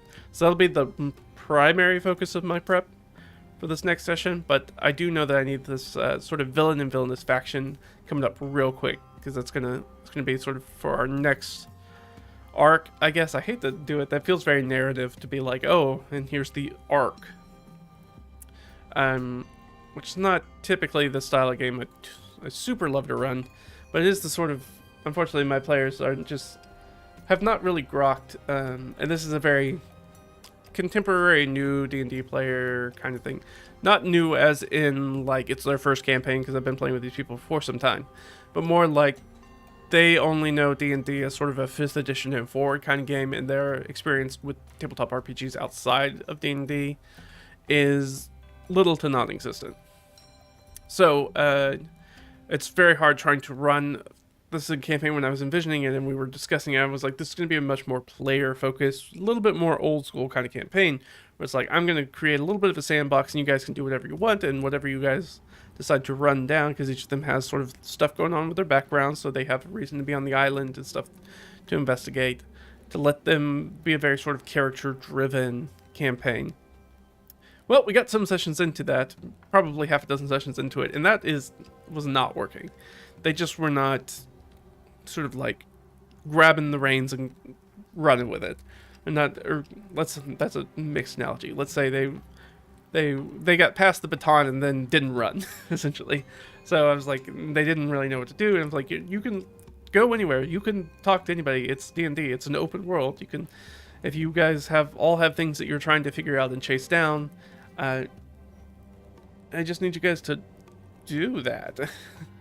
But they haven't really taken the bull by the horns, so we swapped. We had a couple of discussions about it and took it on, and I'm doing a little bit more pushing as a DM, being like, okay, well, I can lay some plot down in front of you. Not typically this style that I love running in, but it is something we can do. It does feel a little more hand-holdy than I'd like to be as a DM. Be like, hey, look at the important shiny plot, jingle jingle. I don't necessarily like to do that, but here we are.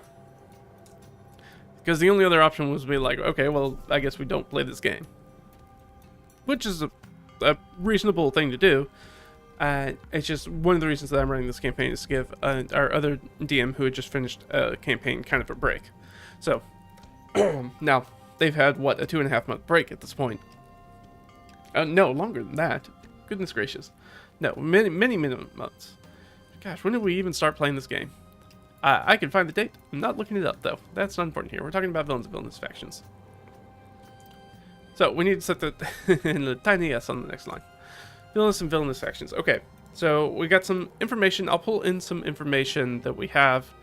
I think the easiest thing, one of the things I wanted to do is just going to use what we have in front of us and just build out a few villains or NPCs on the roll table, see what we get, and then I'm going to take the stuff from their backstory, stuff that's happened in the campaign already, start to mush that together, see if any of those things line up. If not, we'll figure out how the backstory is tying in with the things that are happening in the world right now, and then trying to figure out basically the trifecta. So things that are happening, my player characters' backgrounds, and then the trifecta of that, the third point is going to be who our villain / faction is.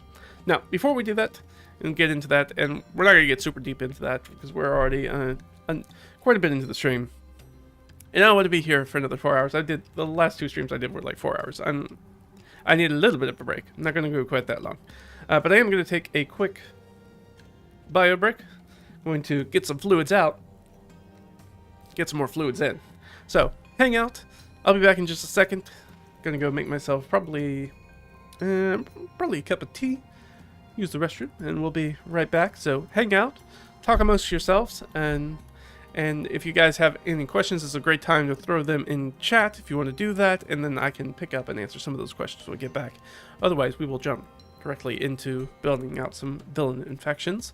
So yeah, be back in a minute, guys. Hang tight.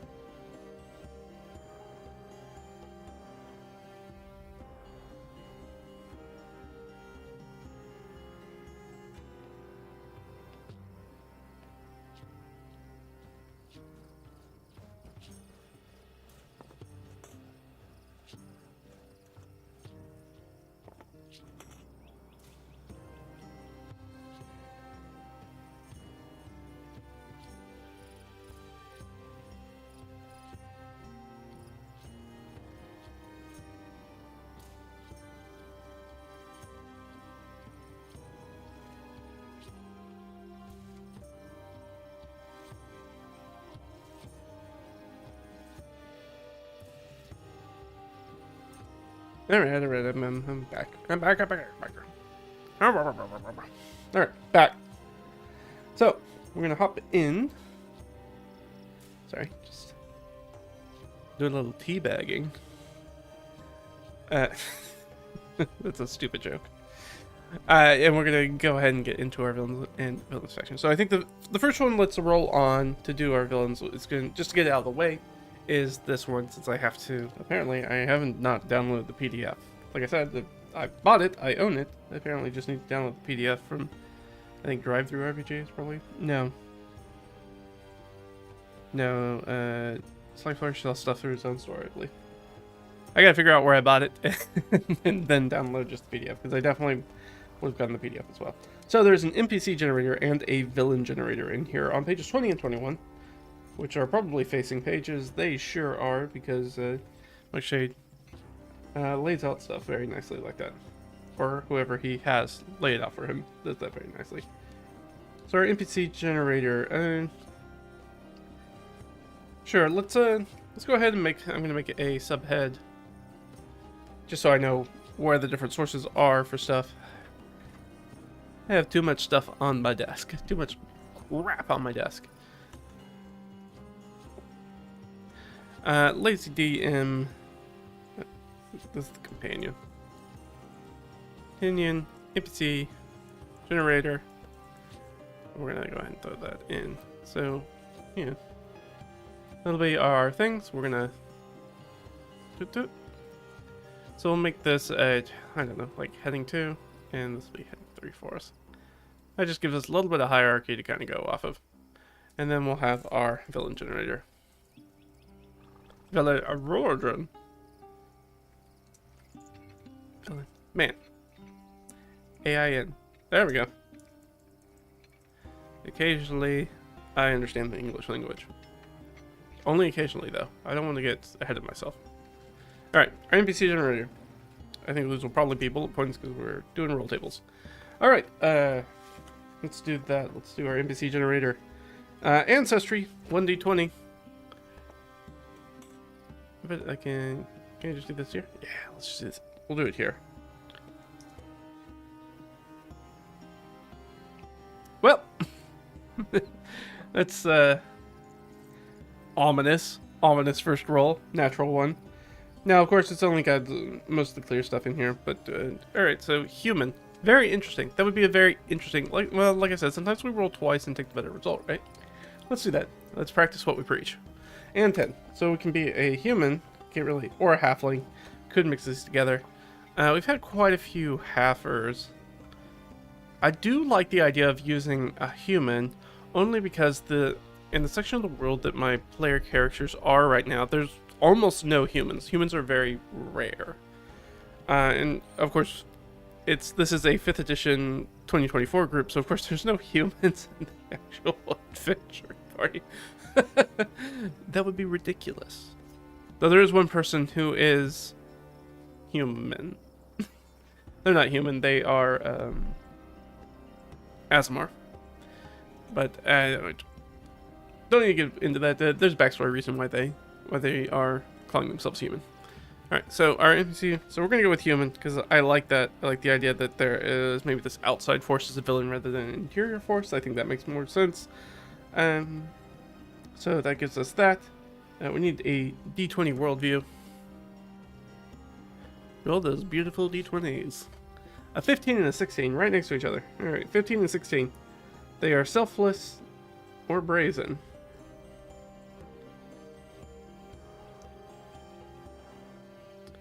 What is selfless but brazen? Kind of reckless. I think that reads as reckless, which is reckless on here. No, we have roisterous, which is that's a $5 vocab word. Yeah, so we're gonna go with reckless, because I think that makes the most sense as selfless and brazen.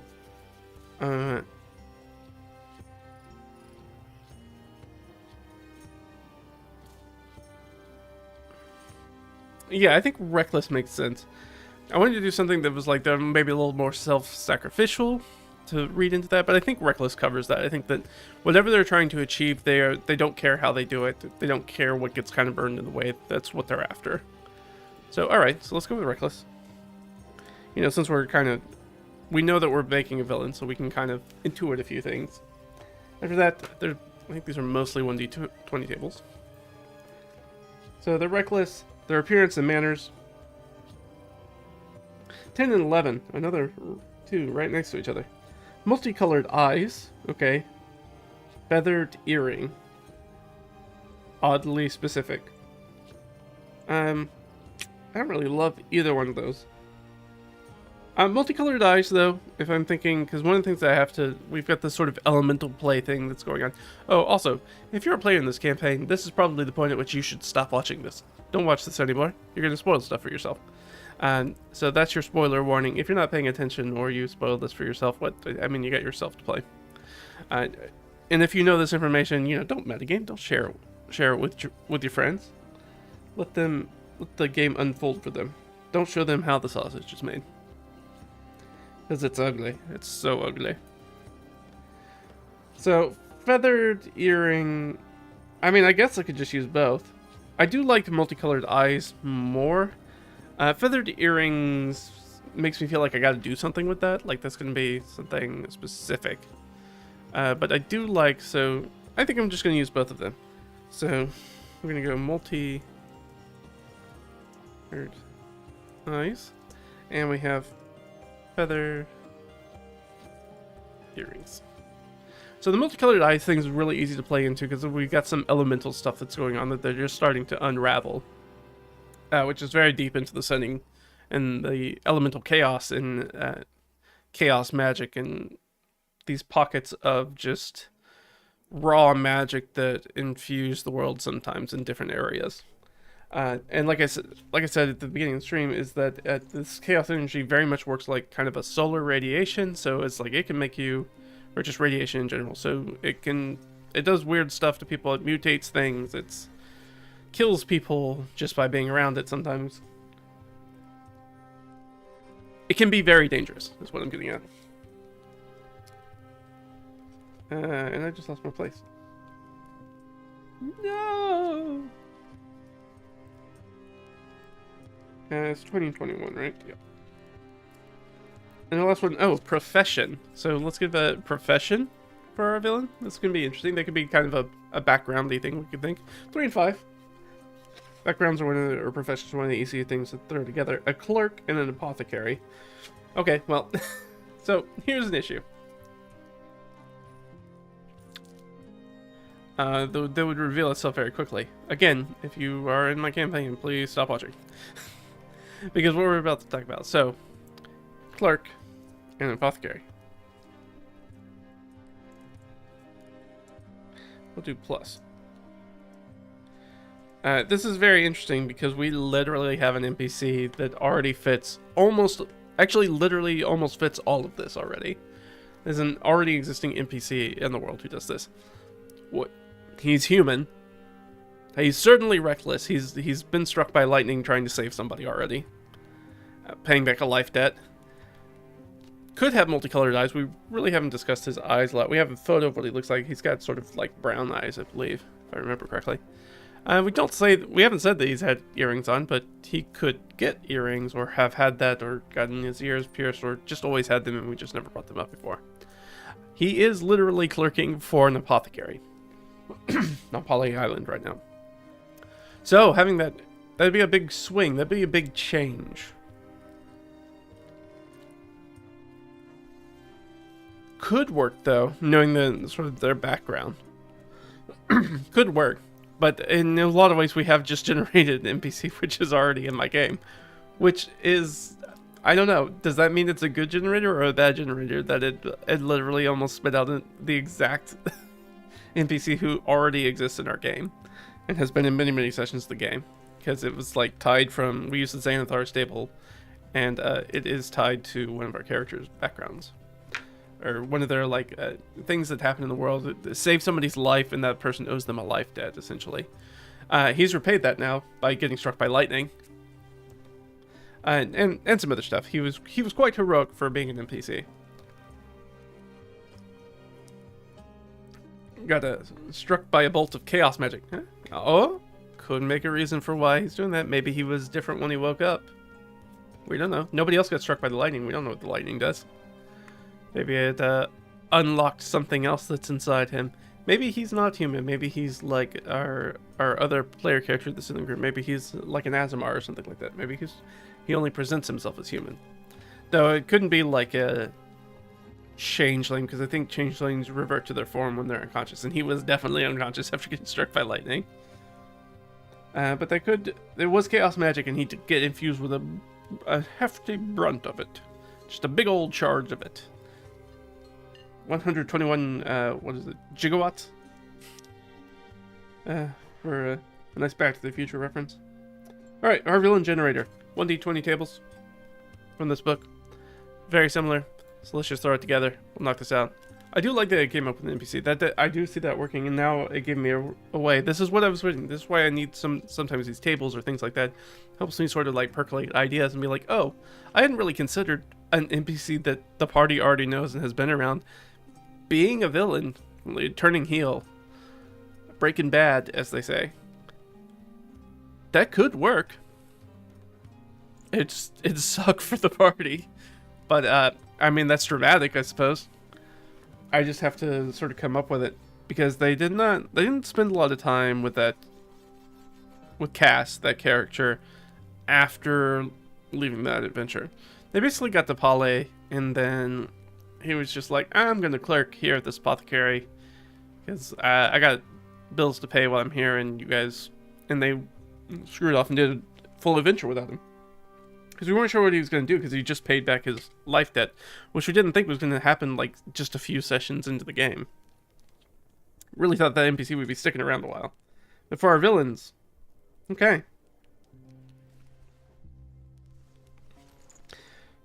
Oh, this just straight up tells us some very like archetype creatures, like monsters, that we can do for this. 6 and 12. The villain is an alien moon.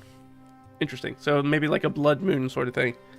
That could be cool. Like, we have some stuff with the Void, which is one of the gods in my homebrew world that is sort of a god of entropy and ending the abyss, that the sort of to encapsulate, sometimes you stare into the darkness and the darkness stares back. That's the Void. And that is this sort of like exarch of entropy, the destruction of all things. So that could be really interesting. If there's an alien moon that ties into that, because there's a lot of moon. We've got somebody who's maybe... Our cleric's maybe pushing towards Twilight Cleric, so that kind of fits the mood. There's the Night Swan, which is a very moon-based god as well. So, definitely playable. And number 12. A corrupt priest. Oh yeah, a corrupt priest of the Night Swan. That writes itself. That's an easy win. So we're gonna do corrupt priest plus alien moon. Yeah, I'm thinking like maybe this is like a Mercury in retrograde situation, or like only or like a Halley's Comet kind of thing. It's like only every once in a while, in a long time, is this moon visible with the naked eye, and drawing this power. This corrupted Night Swan priest is going to draw this power at that point and do something with it. That could be pretty cool. I like that. I like that a lot. And we did set up that we're like, there's been a big hubbub at the Mania, the big void temple that right outside the city on an island. There's been a big hubbub there. There's been a whole bunch of priests and what are essentially bishops that are showing up there, having a big discussion, and they want to go there to learn some stuff. Very easy to tie this in with this. There was also a funeral procession when they first got into town that they ended up seeing, a funeral procession that was sending somebody off to that big temple, presumably for last rites, if last rites haven't already been done. So they were like ringing bells and dirging through the town when they first arrived. And the town is absolutely swollen with people because we have this big festival that's about to happen, which is the spring or vernal equinox is about to happen. So we got a lot of already like planar stuff, like not planar, like celestial, and not in angels, but in like the sky, like space, celestial bodies moving around. So we've already got stuff with the sun's at a very particular point at the equinox, where it is both at the absolute middle between the days growing and growing shorter, which is very twilight, which is maybe corrupt moon, which is, man, super easy. All this stuff starts to throw itself together. Very cool, very cool. Alright, our villainous heralds. Heralds often speak for villains before they appear. Oh, so this is maybe bringing the villain's threat to the attention of the world. Clarify, reinforce, and bolster villains in the eyes of the characters. Okay. So, let's roll. I believe this is... Yeah, I think all these... Like I said, I'm pretty sure all these tables are D20 tables, which is super useful when you only have to pull out one die. I guess it doesn't matter when we're digitally rolling them, but it's nice. So, I got a 16 and 5. 16. A well-dressed toady. Not a literal toad, like a toady, like a... sycophant, kind of. And 5. A chattering skull. I don't think really either one of these work. But we're going to put them down. A well-dressed toady I think works a lot better than a chattering skull. Sure. So I'm not sure that this table works super well. Though they could come across Chattering Skull. The gods play a very real and potent force in this campaign that we're doing. Not in a direct way, but in a very sort of like... So it's not a lot of, oh, and then...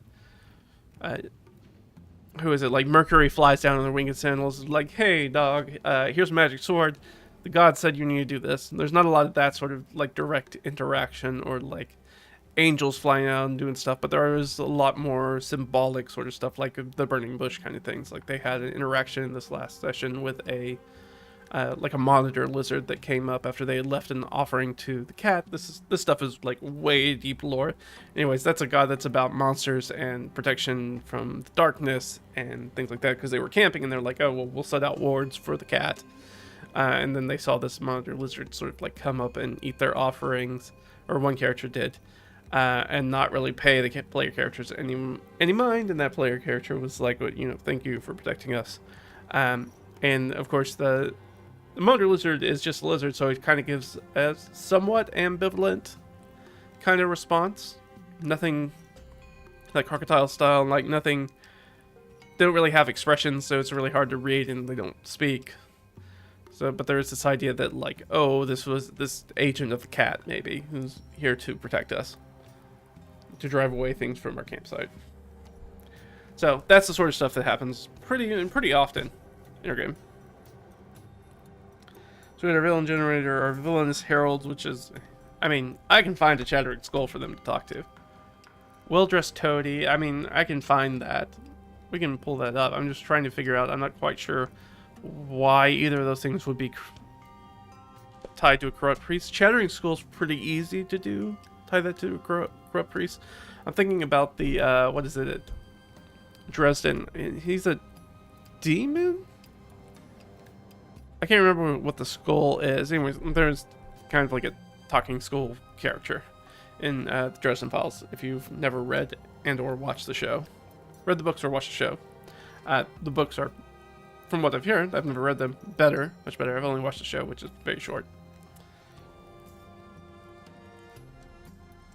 After this, we have villainous motivations. Okay, what do they want? Ooh, natural 20, baby. Love to see it. Seeks to quell a terrible grief. Interesting. And number 6, wishes to devour everyone and everything.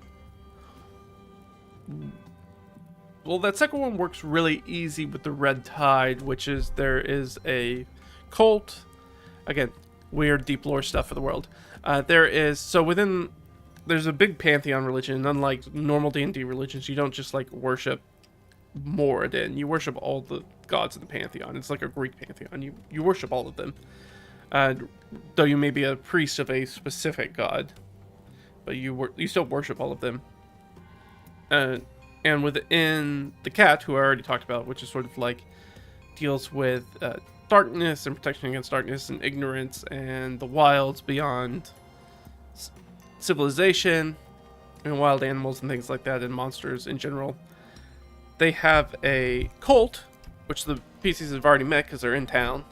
One character, they've met one NPC from the cult. There's a cult of the Leviathan, which is like an offshoot of a kind of a doomsday cult of the cat.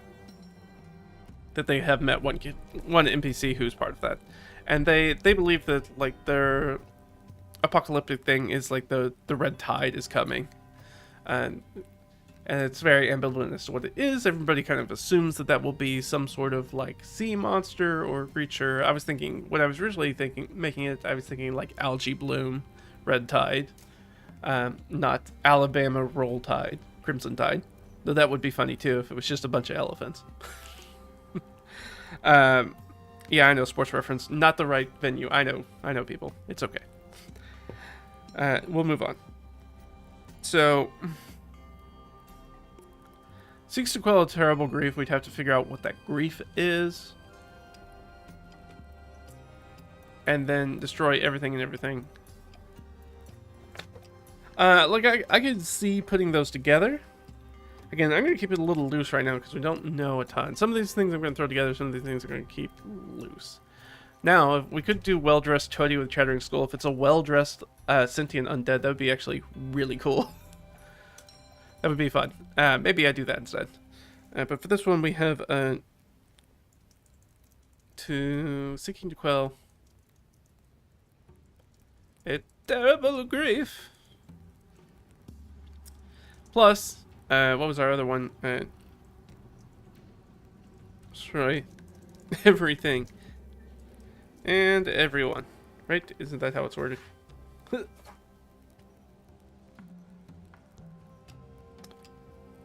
Sorry, devour. Devour. Which is hardcore void stuff. Devour. Oh my gosh. Not with it today, guys. So, yeah. Devour everyone and everything. Seeking to quell terrible grief. Yeah, like I could throw these together, but I also want to keep them a little bit separate because I might want to use those separately depending on what's going on. And again, we're going to do a few of these, so we'll see if any of the villains jumps out. The NPC kind of jumps out very nicely, having some sort of ulterior motive for being here that nobody had picked up on. That's I mean, that's a little Deus Ex.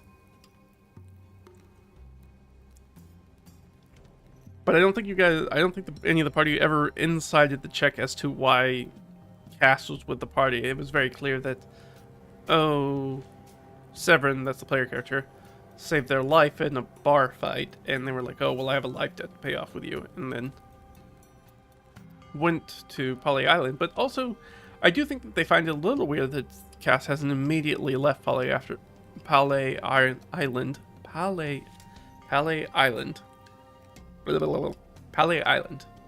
after fulfilling that life debt, that they're kind of hanging around. Mainly, I mean, practically it was because we were like, I don't know what to do with Cass. But this gives us a kind of narrative reason for him to hang around, which is nice. We could jump in and do that instead. And lean into the weirdness that he hasn't left. Which could be cool. I do like, I am typing letters that I don't mean to type. So I'm resting my book on the keyboard. And our last thing here is Villainous quest. But this one's a D12. Like adventurers, villains have a specific quest that they undertake or steps they follow, described as grim importance in Return to the Lazy DM, which is the book that I do have, that we could look at, but I'm not going to do that right now. Villainous quests foreshadow the plots and the movement of the villains to the characters. Villains often have several quests, such as 3 is a good number, which acts as a countdown clock to successful execution of the villain's master plan. Yeah, I like that. I think that fits very well with Sly Flourish. Also, Sly Flourish has a YouTube channel you should go check out. where he does sort of a weekly show and also talks about some advice, and also like if you want to watch somebody prep a game using their like steps of the lazy DM method, which is very fun, super light method that helps plan session play very, very quickly. So not that I need to shout him out, but check out Sly Flourish on YouTube to see some of this stuff. And you'll see some of this stuff firsthand when he talks about 2 out of 3 kind of campaign style, in which you present like 3 quests in front of the players, and they do the first one, they do the second one, and then the third one just kind of falls off. Like, oh, that's no longer applicable. So this could be one where you're trying to stop the villain, and you have 3 different ways, 3 different areas in which to stop them, and they maybe get 2, but then that last one kind of goes through, and that becomes the way we kind of focus in on it. So I do like that. So if that's the case, then we're going to do, I'm just going to put in here, really should have pulled out my little side table to put this stuff on, but I did not think that far ahead. So I'm going to say, Villainous quests, and we're going to roll 3 times. I think we're going to roll, so this roll is actually a d12 roll instead of a d20.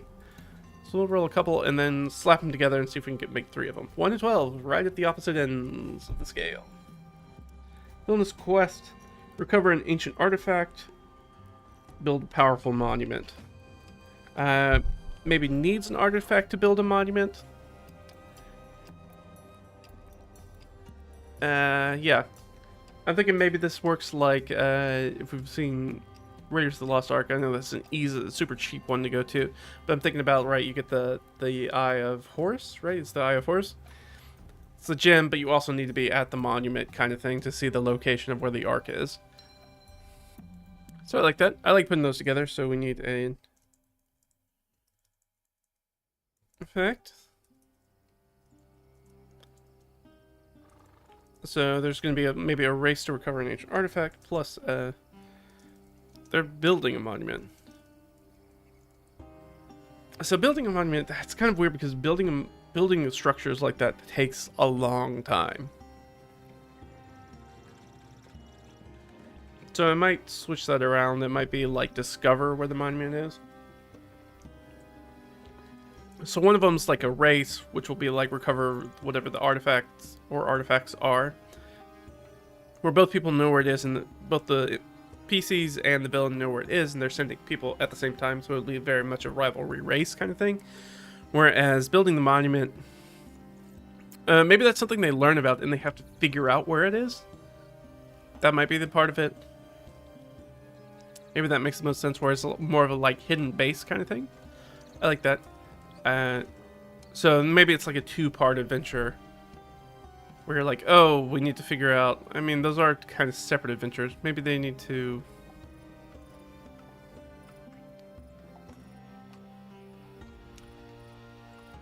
It makes the ancient artifact kind of the MacGuffin that they need.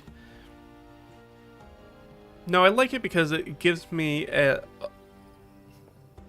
bolt hole, which means that I can make the race to the ancient artifact really, really difficult. I can really lean into the difficulty of that race to it, because if they fail, we have that bolt hole fall back and be like, you can still follow them and stop them from building the monument. So that could be it. Oh, hey, how you doing, Zach? Nice to see you. So I like that as a particularly second adventure. Let's keep going though. I can waste a lot of time kind of spitballing on that. 7 and 8 for our Villainous quest. Form a dark alliance. Open otherworldly portals. Those fit together very well. So we have our and we'll put cement. Cement a dark alliance. Plus open otherworldly portal. Yeah, all very, very, very straightforward villainous stuff. Yeah. So they're trying to create. So this maybe this is going to be more of like a warlocky thing, like trying to make a compact with some sort of dark fiend, and then open a way for their new master to they're probably assuming gather more. Well, this is a priest. They're seeking a true end to anything, so we've got almost like a Cthulhu-esque, which is a very easy go-to. I probably want to not do quite that, but something very similar. Maybe try to pull in some sort of like astral dreadnought or something, some sort of nasty, super big creature. All right, maybe not that big. They are only second level. Maybe we don't feel like, well, if you guys screw this up, the entire world gets eaten, and the astral dreadnought eats everything. So probably not quite that. So we'll have to tone it down because this is still like a tier 1 adventure. Oh, you're building your first character for a game and joining. Cool. What are you thinking about building? You got any ideas yet for ancestries? And I assume you're playing D&D for ancestries and classes. Let me know. Sounds interesting. Always fun. See how it goes.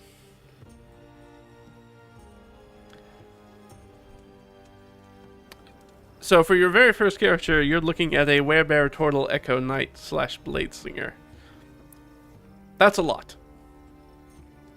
Your DM okayed Werebear because, as somebody who has played a were creature in a campaign, that can be very troublesome for dungeon masters very quickly. Yeah, 19 strength, AC, 18 AC with no shield. Yeah, sounds straightforward. And let's do one more Villainous quest. That kind of gives us a range. Maybe this can be, especially if we want this to be sort of like a recurring villain.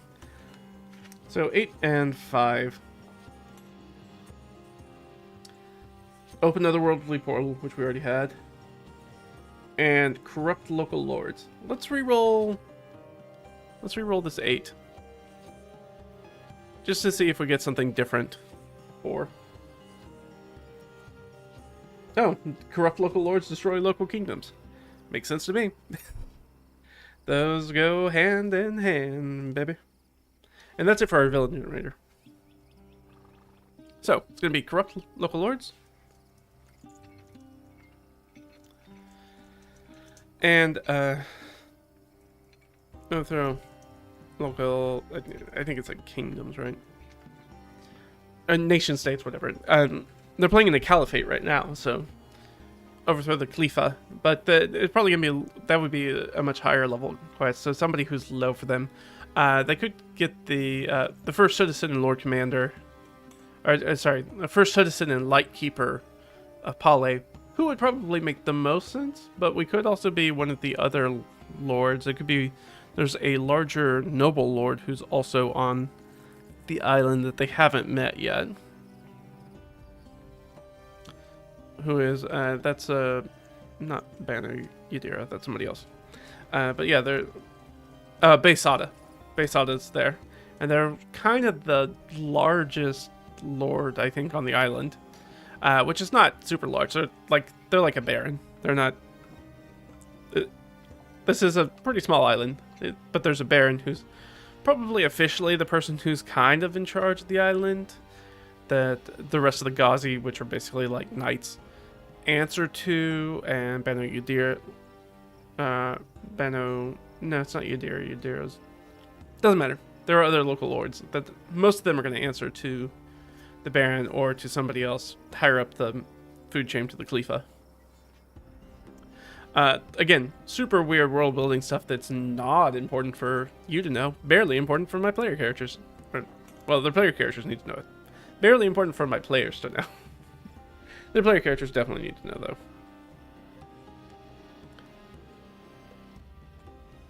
A dominion over minions kind of villain. Interesting. Yeah. Okay. Yeah, I could see that. Yeah, trying to get more of a dominion over minions. Yeah, the thing is that we have this villain generator, and their official thing is they're trying to seek, quell terrible grief and devour everything and everyone. So it's a very doomsday kind of thing. So they're not necessarily trying to pick up. I think they're just, with these sort of quests, they need something to help them build the monument. Is what they need. They need to cement their dark alliance with this otherworldly portal to maybe draw in more of their influence into the world and maybe provide this NPC villain with more power to do the rest of their deeds. And they're in the business of corrupting local lords and overthrowing the local kingdom, primarily probably so they can't mount an opposition against the whatever this otherworldly portal that they're trying to pull through.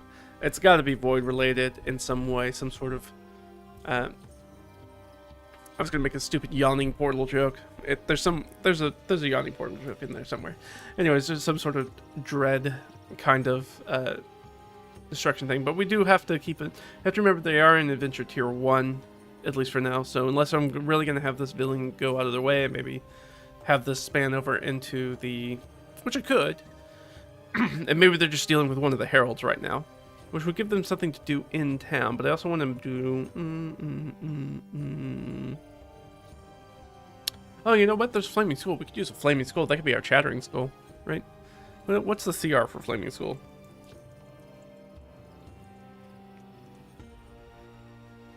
Or Flame Skull, sorry.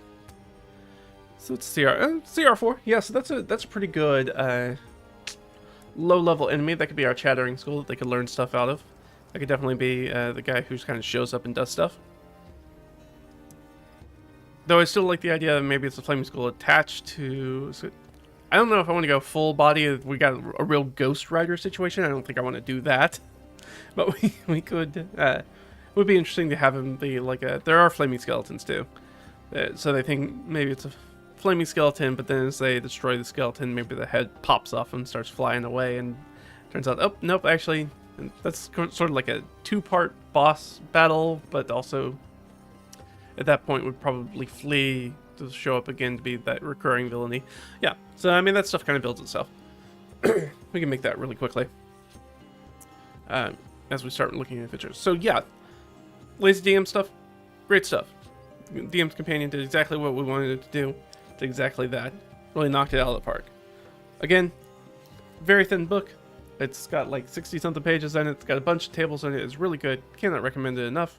So if you just want ideas and roll tables for stuff that you need, I can just go through the table of contents just real quick. Kind of doing stuff. And it has everything from tools for improvisation, understanding exploration, doing point crawls, options for first level play, strong starts to sessions, NPC generators, undead templates, making legendary monsters, running hordes, making a generator of a cult. We could do that. We could also do an alien world is for our alien moon, figure out what's going on there. We can do that kind of stuff. Keep invaders. We've got a bunch of different, at the end, rules, tables for how to do kind of archetypal adventures that you run. Like the trade, like actually it starts at Haunted Layers, Alien World, the Trader, the Hunger, Vengeance for Hire, Protect the Village, the Keep, Invaders, Hunt for the Relic. So I can immediately go just grab that Hunt for the Relic if I want to set up that first quest that recover that ancient artifact, build a monument. What page was that on? Hunt for the Relic, 53. Nice thing, so one of the things that Mike Shea's Life Flourish really does is that he kind of picks at the beginning, each intro sequence here, he kind of gives you some ideas to be like, build an adventure inspired by, and then he gives you like a movie generally. One or a few movies. This one's lets you build an adventure inspired by Steven Spielberg's Raiders of the Lost Ark. Again, it's hard to not go back to that because it's such an archetypal adventure piece of media. And it is very pulp, which means that it fits pretty well with D&D, and at least on paper. Depending on whether or not you run a pulpy game is kind of up to you. What is the relic? Where is the relic? What fantastic environment surrounds the location? Who guards the relic? Who are the rivals? Well, we know the rivals are going to be our villain, but like who's working for our villain? Because they're not going to show up by themselves, probably. Treasure hunters, Thieves Guild, Vampire Thralls, Demon Worshippers, Unscrupulous Scholars. That's a fun one. Fairy Queen, Merciless Dragonborn, Greedy Mercenaries. All the classics. All the classics are in here, guys. All the classics. So, yeah, cannot really recommend that book enough. It's not particularly expensive again. And it feels like when you pick it up, like you're not getting a lot because it is a very thin book, but the stuff that's in here is really jam-packed. It's got it's all meat, no grist, basically. Not a lot of fat. Alright, so that did a nice lazy DM companion. So what do we want to look at next? We've got Dungeon Master's Guide 2. We're kind of running short, so we may only do one more of these. I'll do the rest of them off stream, because, like I said, this is just kind of blue skying right now, trying to think of future things before I do my actual next session prep. Things to just start building on because I needed this up first. Let's do, let's do the Paizo Game Mastery Guide. I like that one. Let's do that one.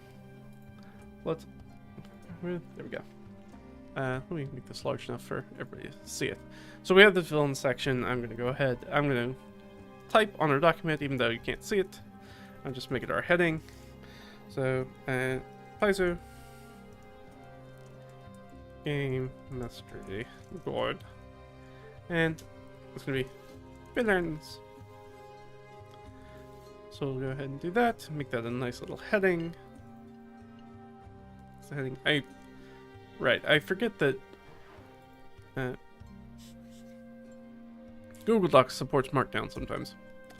I could have done that a lot easier without it. Didn't even need to use my mouse. Alright, so our villainous archetypes, we have a few. We have Crime Lord, Evil Overlord, Evil Priest, Mad Wizard, Scheming Noble. So we have 5. So I'm going to roll a d10. So 1, 2, 3, 4, 5, and then 6, 7, 8, 9, 10. 10, the last one. So Scheming Noble is what we'll have. We got Scheming Noble. What are we doing? So we're gonna have to have some sort of personality that kind of goes with them. We're gonna need some followers. We're gonna need some plans. And I think that's it, right? Yeah. So personality, nobles are raised on intrigue, decadence, and manipulation. Outwardly, they might affect the personality of a loyal retainer or of a boon companion who has a ruler's ear. Beneath the facade, they scheme for ways to advance themselves and eliminate rivals. Okay. So that doesn't really give us... That kind of gives us some basic stuff. On how to set them up, but we could also do sort of a personality generator for like NPC generation if we wanted to. So, who are their followers? They often are attended by a number of paid servants, guards, even assassins. Ultimately, if someone sells a service, they might be on the noble's payroll.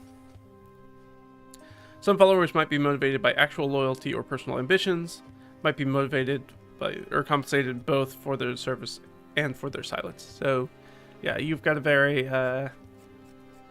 Loyalty is not usually a huge thing with scheming nobles, but could be. If somebody seems like it's going to follow their own...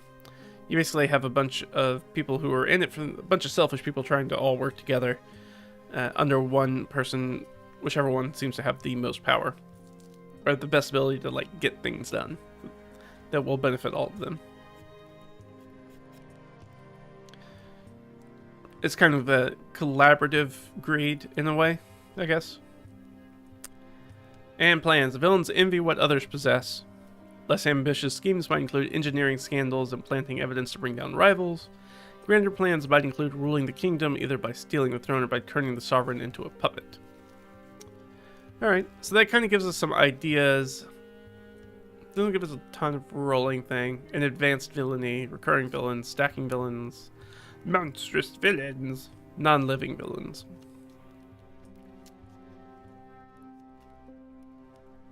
And playing villains. Each villain deserves a moment to defy or mock the PCs. There are a number of ways to arrange this without fudging the dice or railroading players.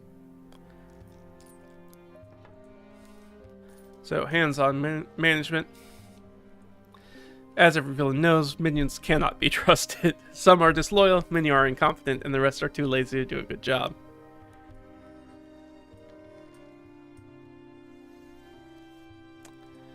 Secret villains. Yeah. This is all sort of like escape stuff. Or how do you show the villain to the PCs without the PCs immediately just shanking him or her, or them, without shanking the villain before you basically want the ability to do the monologue thing and not get like shot in the head while you're doing the monologue thing. That's kind of what this is talking about. You know, I think it's nice to be able to show them beforehand, but there is, I do follow sort of practical advice. Is like, hey, don't put anything in front of the players you're not afraid of them to completely, absolutely fuck up and immediately kill or destroy, or do something they're not supposed to do with it. If you're going to throw it into the game, if you're going to have it interact with the players, and the players are going to interact with it, you kind of lose control over stuff. So,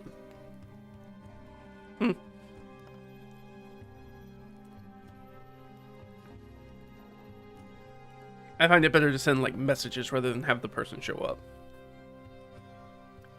Unless they just don't know the identity of the person, that also works too. But they'll probably figure it out. Especially if they have any sort of divination spells, which we have a cleric in the party, so they could. Even though I don't think the Dark Cleric would probably be preparing a lot of divination spells. At least thus far has not shown any interest in doing things like that. But who knows? And then we have the NPC Creators Toolbox. I'm going to put this in here. I guess we could do this. We'll just do that. We'll go ahead and do the NPC Creators. So the villain kind of gives us a bunch of ideas, but unfortunately doesn't give us a lot of hard things. We still have to figure out those things. It kind of gives us the template, like the structure. It's like, oh, we got to make sure. Here's a couple of different archetypes you can use. You need to figure out their personality about sort of what they want. So this is sort of like the 1Y part. So same sort of thing where we talked about sort of having the motivations and having a goal and motivation. Is they call personality instead, which is a little weird. I'm not sure why they call it personality. And I think it's supposed to be, it also ties into like how they do it. So maybe it's what and how. That maybe makes a little bit more sense. And followers, you know, who are the mooks, who do they have on the payroll? So that stuff is useful, but it is also kind of very specific. We're going to see NPC Creator. Wait, that's the name of this thing. A Creator Toolbox. And actually what I'm going to do is, rather than you guys look at that, you guys can look at what I'm actually typing out now at this point. I think that'll be a little bit easier. So let's hop on back. So as you can see, I put some of the stuff in there. Pull it down so you guys can see. Excellent. All according to plan. Alright, our NPC background. So these are all D100s. 30. And a pious member of a notorious family. Alright, we can roll with that one. There's a strong religion theme in this campaign already. And 46, childhood playmate of somebody important. Okay. Okay, I think we can work with this.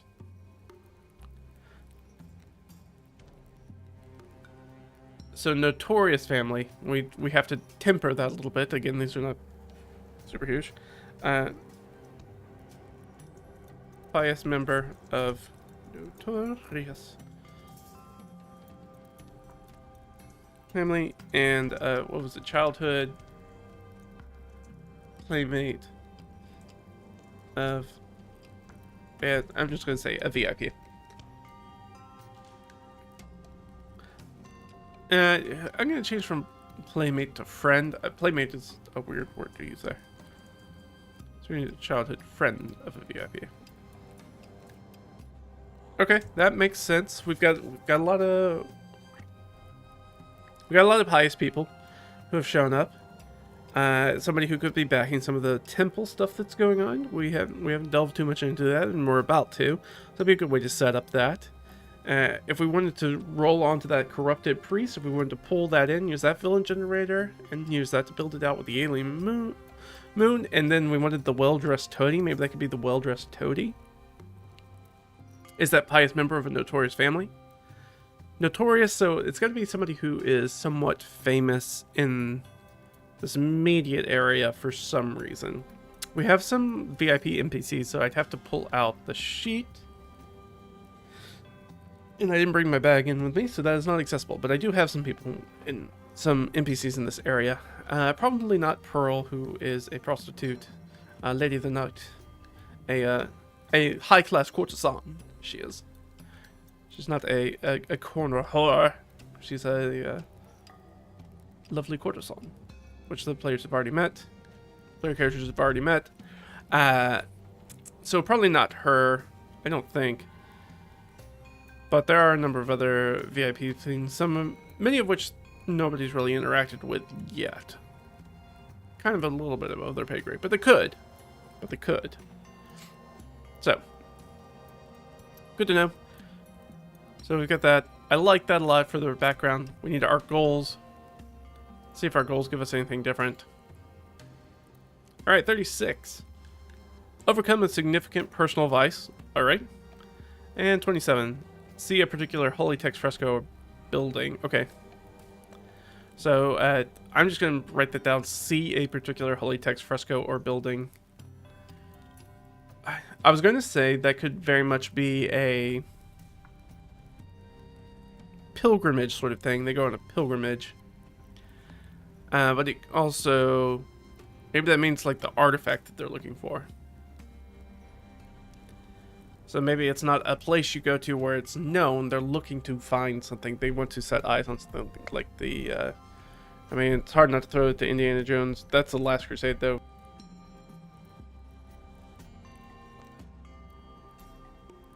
The Holy Grail. Etc. So. And what was our other one? 36. Overcome significant personal vice. You could make a really tragic villain who does that. Nice. Let's see. I'm gonna say holy relic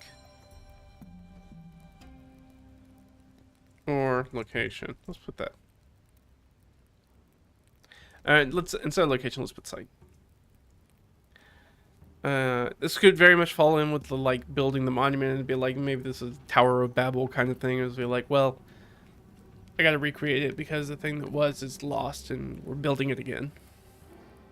Which maybe this big sort of, big sort of thing that maybe deals with being able to open the planar portal, which allows them to pull the energy in, to cement their dark alliance with whatever this astral far realm, beyond the material plane entity, this powerful entity. Very okay. So I like that. Physical characteristics. Here we go. They're gonna be beautiful or really ugly. There's also mannerism in here too, I think. 12. Dirty nails, and 11. Beautiful curves or muscles. So they're attractive, but they have dirty fingernails. Interesting combination. Yeah, maybe this is kind of makes them feel very down to earth. This very, maybe that. All right, so they have dirty nails. Beautiful curves or muscles. Curves or muscles. Interesting. So we have a very attractive person, pious. This is a person who feels like they got everything kind of going for them, right? They're a pious member of a notorious family. They're childhood friends with a very important person, of sometimes a powerful somebody in a place of power. They really only have this personal vice they're overcoming, and their own piety driving them to do like a pilgrimage or recreate this holy relic or site. They're also somebody who's not afraid of getting their hands dirty. Sort of, maybe this dirty nails thing is sort of like a humility thing, maybe. But they're also like, you know, attractive. Like traditionally just very attractive. Very interesting. Okay, let's do our personality characteristics. 95 and 89. This rolls on to the next page.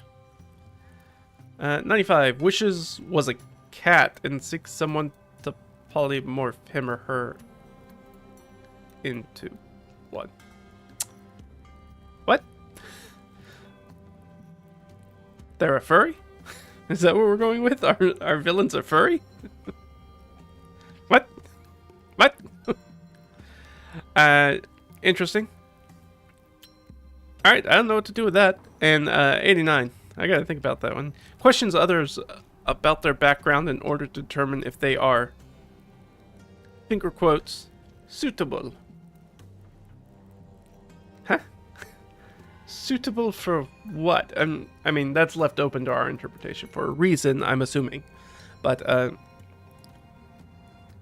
these personality stuff is weird. I rolled weird stuff. There's, like, normal stuff in here, too. Like, never turns down a dare a challenge. Dotes on an obnoxious pet. Like, there's super simple stuff in here. I just got very weird ones. Okay. I really want to yes and the table, but the cat thing's really weird. I don't know how that would fit with anything. I wish I had rolled 88, which is a little unhinged when the moon is full. That would make a lot more sense with some of the other stuff we have. But instead, questions others about their background in order to determine if they are suitable. I think that one works.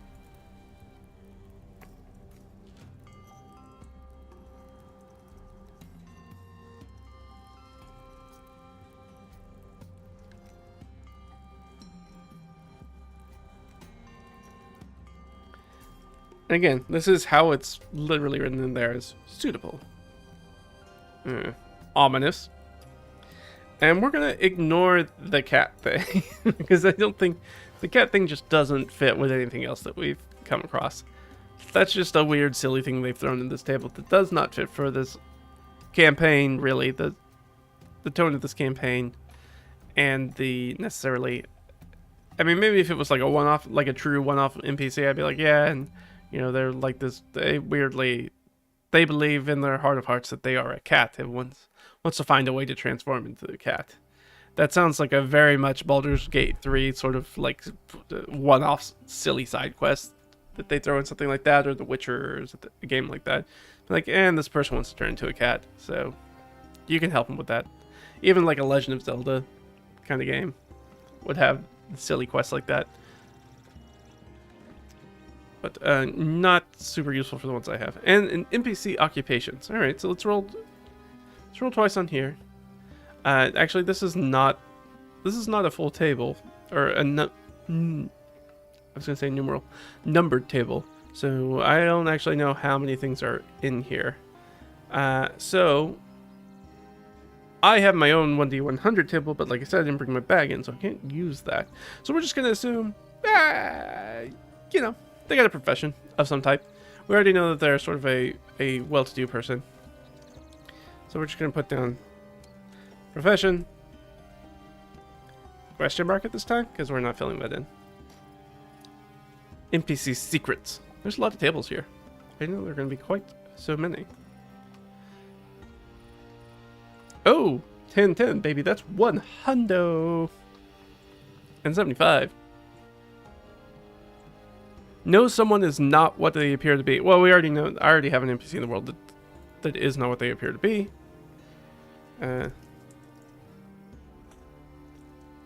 Is not what they appear to be.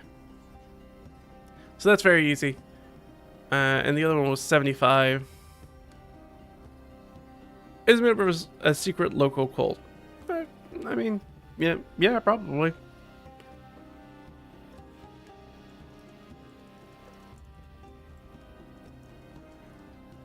If we go with this right there, pious, they do that. Got that stuff. We can fit that in with scheming noble. We can also make them a corrupt priest and a scheming noble. Those all work well together.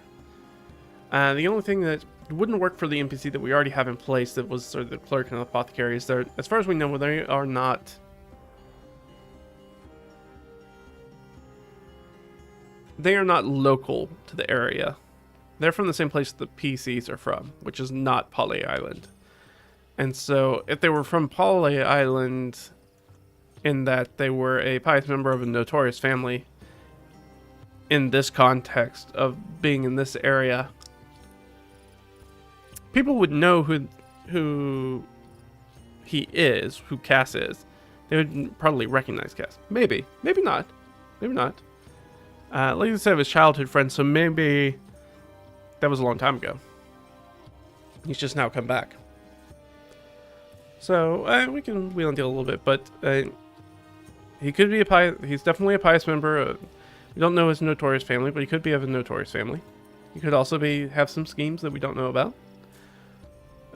Is he a priest? No, he was technically not a priest, but a priest in training. He was an acolyte. Now, PCs don't know that about him. PCs do not know that he has like the acolyte background. So we could change it and make him a priest. We could change it up and make that happen. So maybe we do that. At the same time, like I'm very, very hesitant to pull this NPC that they've had with them and make them into the bad guy, because when you do stuff like that, when the people who were allies or NPCs that they like, that you turn around and make them bad guys, or turn heel, or sabotage the players, or that sort of stuff. Whenever you do that sort of thing, it really players start to treat all the NPCs as untrustworthy, because there's always that first guy turned on us, so presumably anybody who gets close to us is going to turn on us. So I'm hesitant to do that with a person who is just like with them from the start. But he could be tied to somebody. He could, in fact, be the childhood. He could be the VIP they were the childhood friend of, maybe. Maybe I could do something that way, because we do know the idea is that Cass is maybe from a somewhat well-to-do family who was just kind of slumming it, and that's how he got his life endangered and got saved by the player character. That is kind of the background. So it does make sense. He can just be the VIP, but he knows this other person. I like that, I think, a little bit better, and I think that gives us a very natural introduction to somebody who will be the villain, but won't be introduced as the villain, which could be very interesting. Then I could tie that into knowing Caleb Coe, which would work out immediately tied to, that would immediately hammer it to 2 player characters. I'd love to be able to tie it to Zarnok in some way, but I'm not sure. Zarnok's background is so very specific, being a slave soldier, that I'm not sure. Ooh. But he's part of a mercenary group, and maybe this mercenary group can be part of the mercenary group could be here we go. Some of the villain's followers. If we go with the scheming noble, we know that when we're talking about the villain could often would purchase help with money, so they are as loyal as long as the gold flows. So that could put some of the Grey Wolves, is that what their name? I have to go back and look up the name of Zarnok's fighting company, mercenary company. I think it's Grey Wolves. I have to go look it up. But then that could tie that back in. That would be very interesting. Oh, it could be his brother. That'd be very interesting too. Because we haven't done a ton of his background, so I'd like to get a little bit more in there. It's just hard to find ways for his character to kind of get inserted in without doing the Bloody Heather thing, which is a competing mercenary band, which is very antagonistic in a way. So, ABC rewards for heroic deeds. Sure, why not? I don't know if this will be useful, but we'll use it. 97. Offered the hand of a relative in marriage. No, it could make sense for when they're from a notorious family. They have a well-to-do marriage offer for Cass. Ooh, if we send them to recover the relic, it will be the good guys doing the work of the bad guy, not knowing they're the bad guy, and then they're going to run into maybe a rival adventuring party who's going to relay that information to them. They'll find it out on the adventure, find out about the monument that they're building. That could be a really, really cool. That could be a really cool mid-adventure twist. To be like, oh, I mean, it's super tropey to be like, and they're really working for the bad guy. But finding that information out from rivals who are also trying to do it, rather than, and so you find out about it in the middle of the adventure rather than right at the end, having the turn. That could be really cool. I like that. So that was 97. Offer a hand of relative marriage.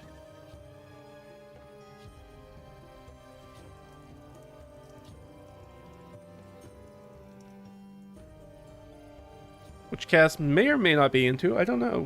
I guess it's more of a cast question. And you know that it would be very advantageous for his family, probably. It would be marrying those two families together. Sort of politically and sort of economically. Is willing to carry a message for you. Oh, that could be very interesting too. I like both of those. Be like, oh, Cass will. We can offer them, you know, by sister's hand in marriage or brother's hand in marriage or whatever it's going to be to Cass, and is willing to be like, oh, by the way, I can also take a message for you guys back to the mainland because I'm heading back to the mainland. Then that gives us an out for the villain. If we have the villain already leave, and then have one of their agents, maybe our well-dressed toady in Chattering Skull, waiting to pick up the item as their sort of agent, consigliere, kind of there to pick it up as their agent and take it with them. But they're like, oh, I wish I could stay, but I really gotta go. I gotta get back to the mainland. That immediately puts our villain out of pocket. Might not even tell the adventurers, just be like, oh, you know, I've got some business back on the mainland, so I'm trying to wrap up things on the island, and leave it very vague, and then be like, and of course Cass will be like, oh yeah, well they left their agent here to pick stuff up pick up the item when you got back, because they've left their secret location to where they are building whatever it is, and they're building a monument. All right, so we're starting to see it all kind of come together, and being able to tie it in somewhat with our with the backgrounds of our PCs, the campaign, or my campaign, my player characters in my campaign. You're not in charge of this. Get out of here. I'm just kidding. You guys' help is appreciated with this stuff. Random adventuring party name generator. That's very funny. Okay, so that was everything from that. So that gives us a super good place to start. So we knew that these were going to be sort of our two big sources, and they have absolutely come up and grand slammed it sort of out of the park. So we have a few other things to go through. Like I said, I'll do that on my own time. Most of them are going to be building on player characters, and I feel like we've already got some pretty good... We've already got 2 NPCs under our belt, even though one of them is literally a character that already exists. It's this guy who literally already exists in our campaign. But having it being tied to that is really nice. So we can have the Severin angle, we can have the Caleb angle, we can have Zarnok. We can get all of them tied in that way, and then be able to tie in there's other stuff. Is there a way to tie Swain in? You know what? I think I might be okay leaving Swain immediately out of it. If I can already tie 3 of them to them, I don't really need to bend over too far backwards. Maybe the Swain aspect will be related later. It could be related to the creature they're summoning or something like that. Or maybe the relic. It could be related to the relic itself. It's maybe related to Swain and Swain's Fiend. Or not. I'd like that. I think that would work out really well. Anyways, you know, I wasn't sure how this was gonna go when I was like, oh, well, I gotta make this villain. And when I started gonna make a villain or villainous faction, start figuring out, okay, what is that gonna look like? And looking at some of the books that I thought would have really great advice, many of which had very little direct advice or particularly helpful stuff. But this, the Lazy DM Companion and Paizo Game Mastery Guide, unfortunately, neither of which are official D&D things. They're all, you know, they're both third party. Well, I guess Paizo's Game Master Guide is a first party thing. It's just for a different game. But the Sly Flourishes stuff is, of course, third party. So, again, it is one of those things where It feels like WotC leaves a bunch of holes there, and it's really for the community to pick up and fill in those gaps and build out stuff that WotC's not able to do, or is unwilling to do. Probably more likely unwilling to do economically as business to do that stuff. It's just also frustrating that that company is also oftentimes in recent history been punching down upon those third-party creators because they're making money off of the holes in the market that D&D has left for them to be and for them to plug. Business is weird. Business is weird. And brands are weird very much. So we're not going to get too much and get into like IP and all that stuff and market share and all those good things that go. There are plenty of people in the D&D YouTube content creation sphere who focus on the business practices of Wizards of the Coast and Hasbro and other TTRPG publishers. So you don't need that information from me. There's already plenty of stuff out there. If you're interested in that stuff, go search it up. There's a whole bunch for you to learn about. I'd probably maybe get a little bit sad about your hobby, unfortunately. Or look at some of the historical stuff about like TSR, which is also can be quite sad. But yeah, I think that's a good place to end it. I think that's going to be sort of everything for me. Lots of fun. This turned out a lot better than I was expecting it to. I didn't really know where it was going to end up, but this has given me, I felt like, a very strong way just out of these 2 books. And I'll go through and look at some of the other stuff to see if I can pull out any hidden gems from there, any diamonds in the rough. But I think this kind of given me a very good idea, or giving me some good options, and I can go back through and sort of trim this up and cut away some of the chaff of stuff that I don't really need and figure out how it's all going to work together. Because I'm going to need it, probably not in this next session, but in potentially the session afterwards, we'll start to move some of this stuff together. But yeah, that's it. Thanks for coming around with me. Hopefully this was helpful for you if you're trying to build villains, and we didn't get too much into the factions. The factions is going to be pretty...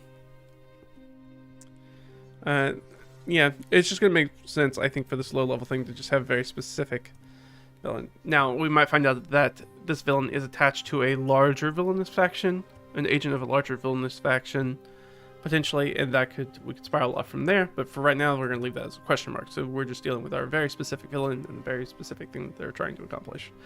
But lots of fun. Thanks for hanging out with me, guys. And we'll do this again soon. And we'll see what happens in my D&D games, and you tell me what happens in your D&D games, and I guess I'll talk to you later.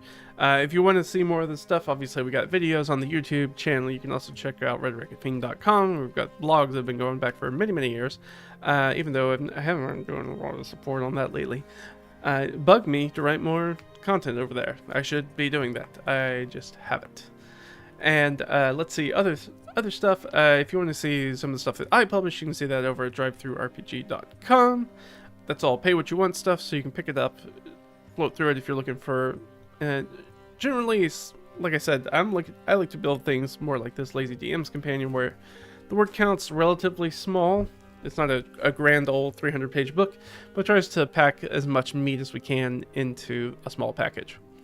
But yeah, that's everything for me. Have a great weekend, guys, and I'll see you next time. Alright? Bye.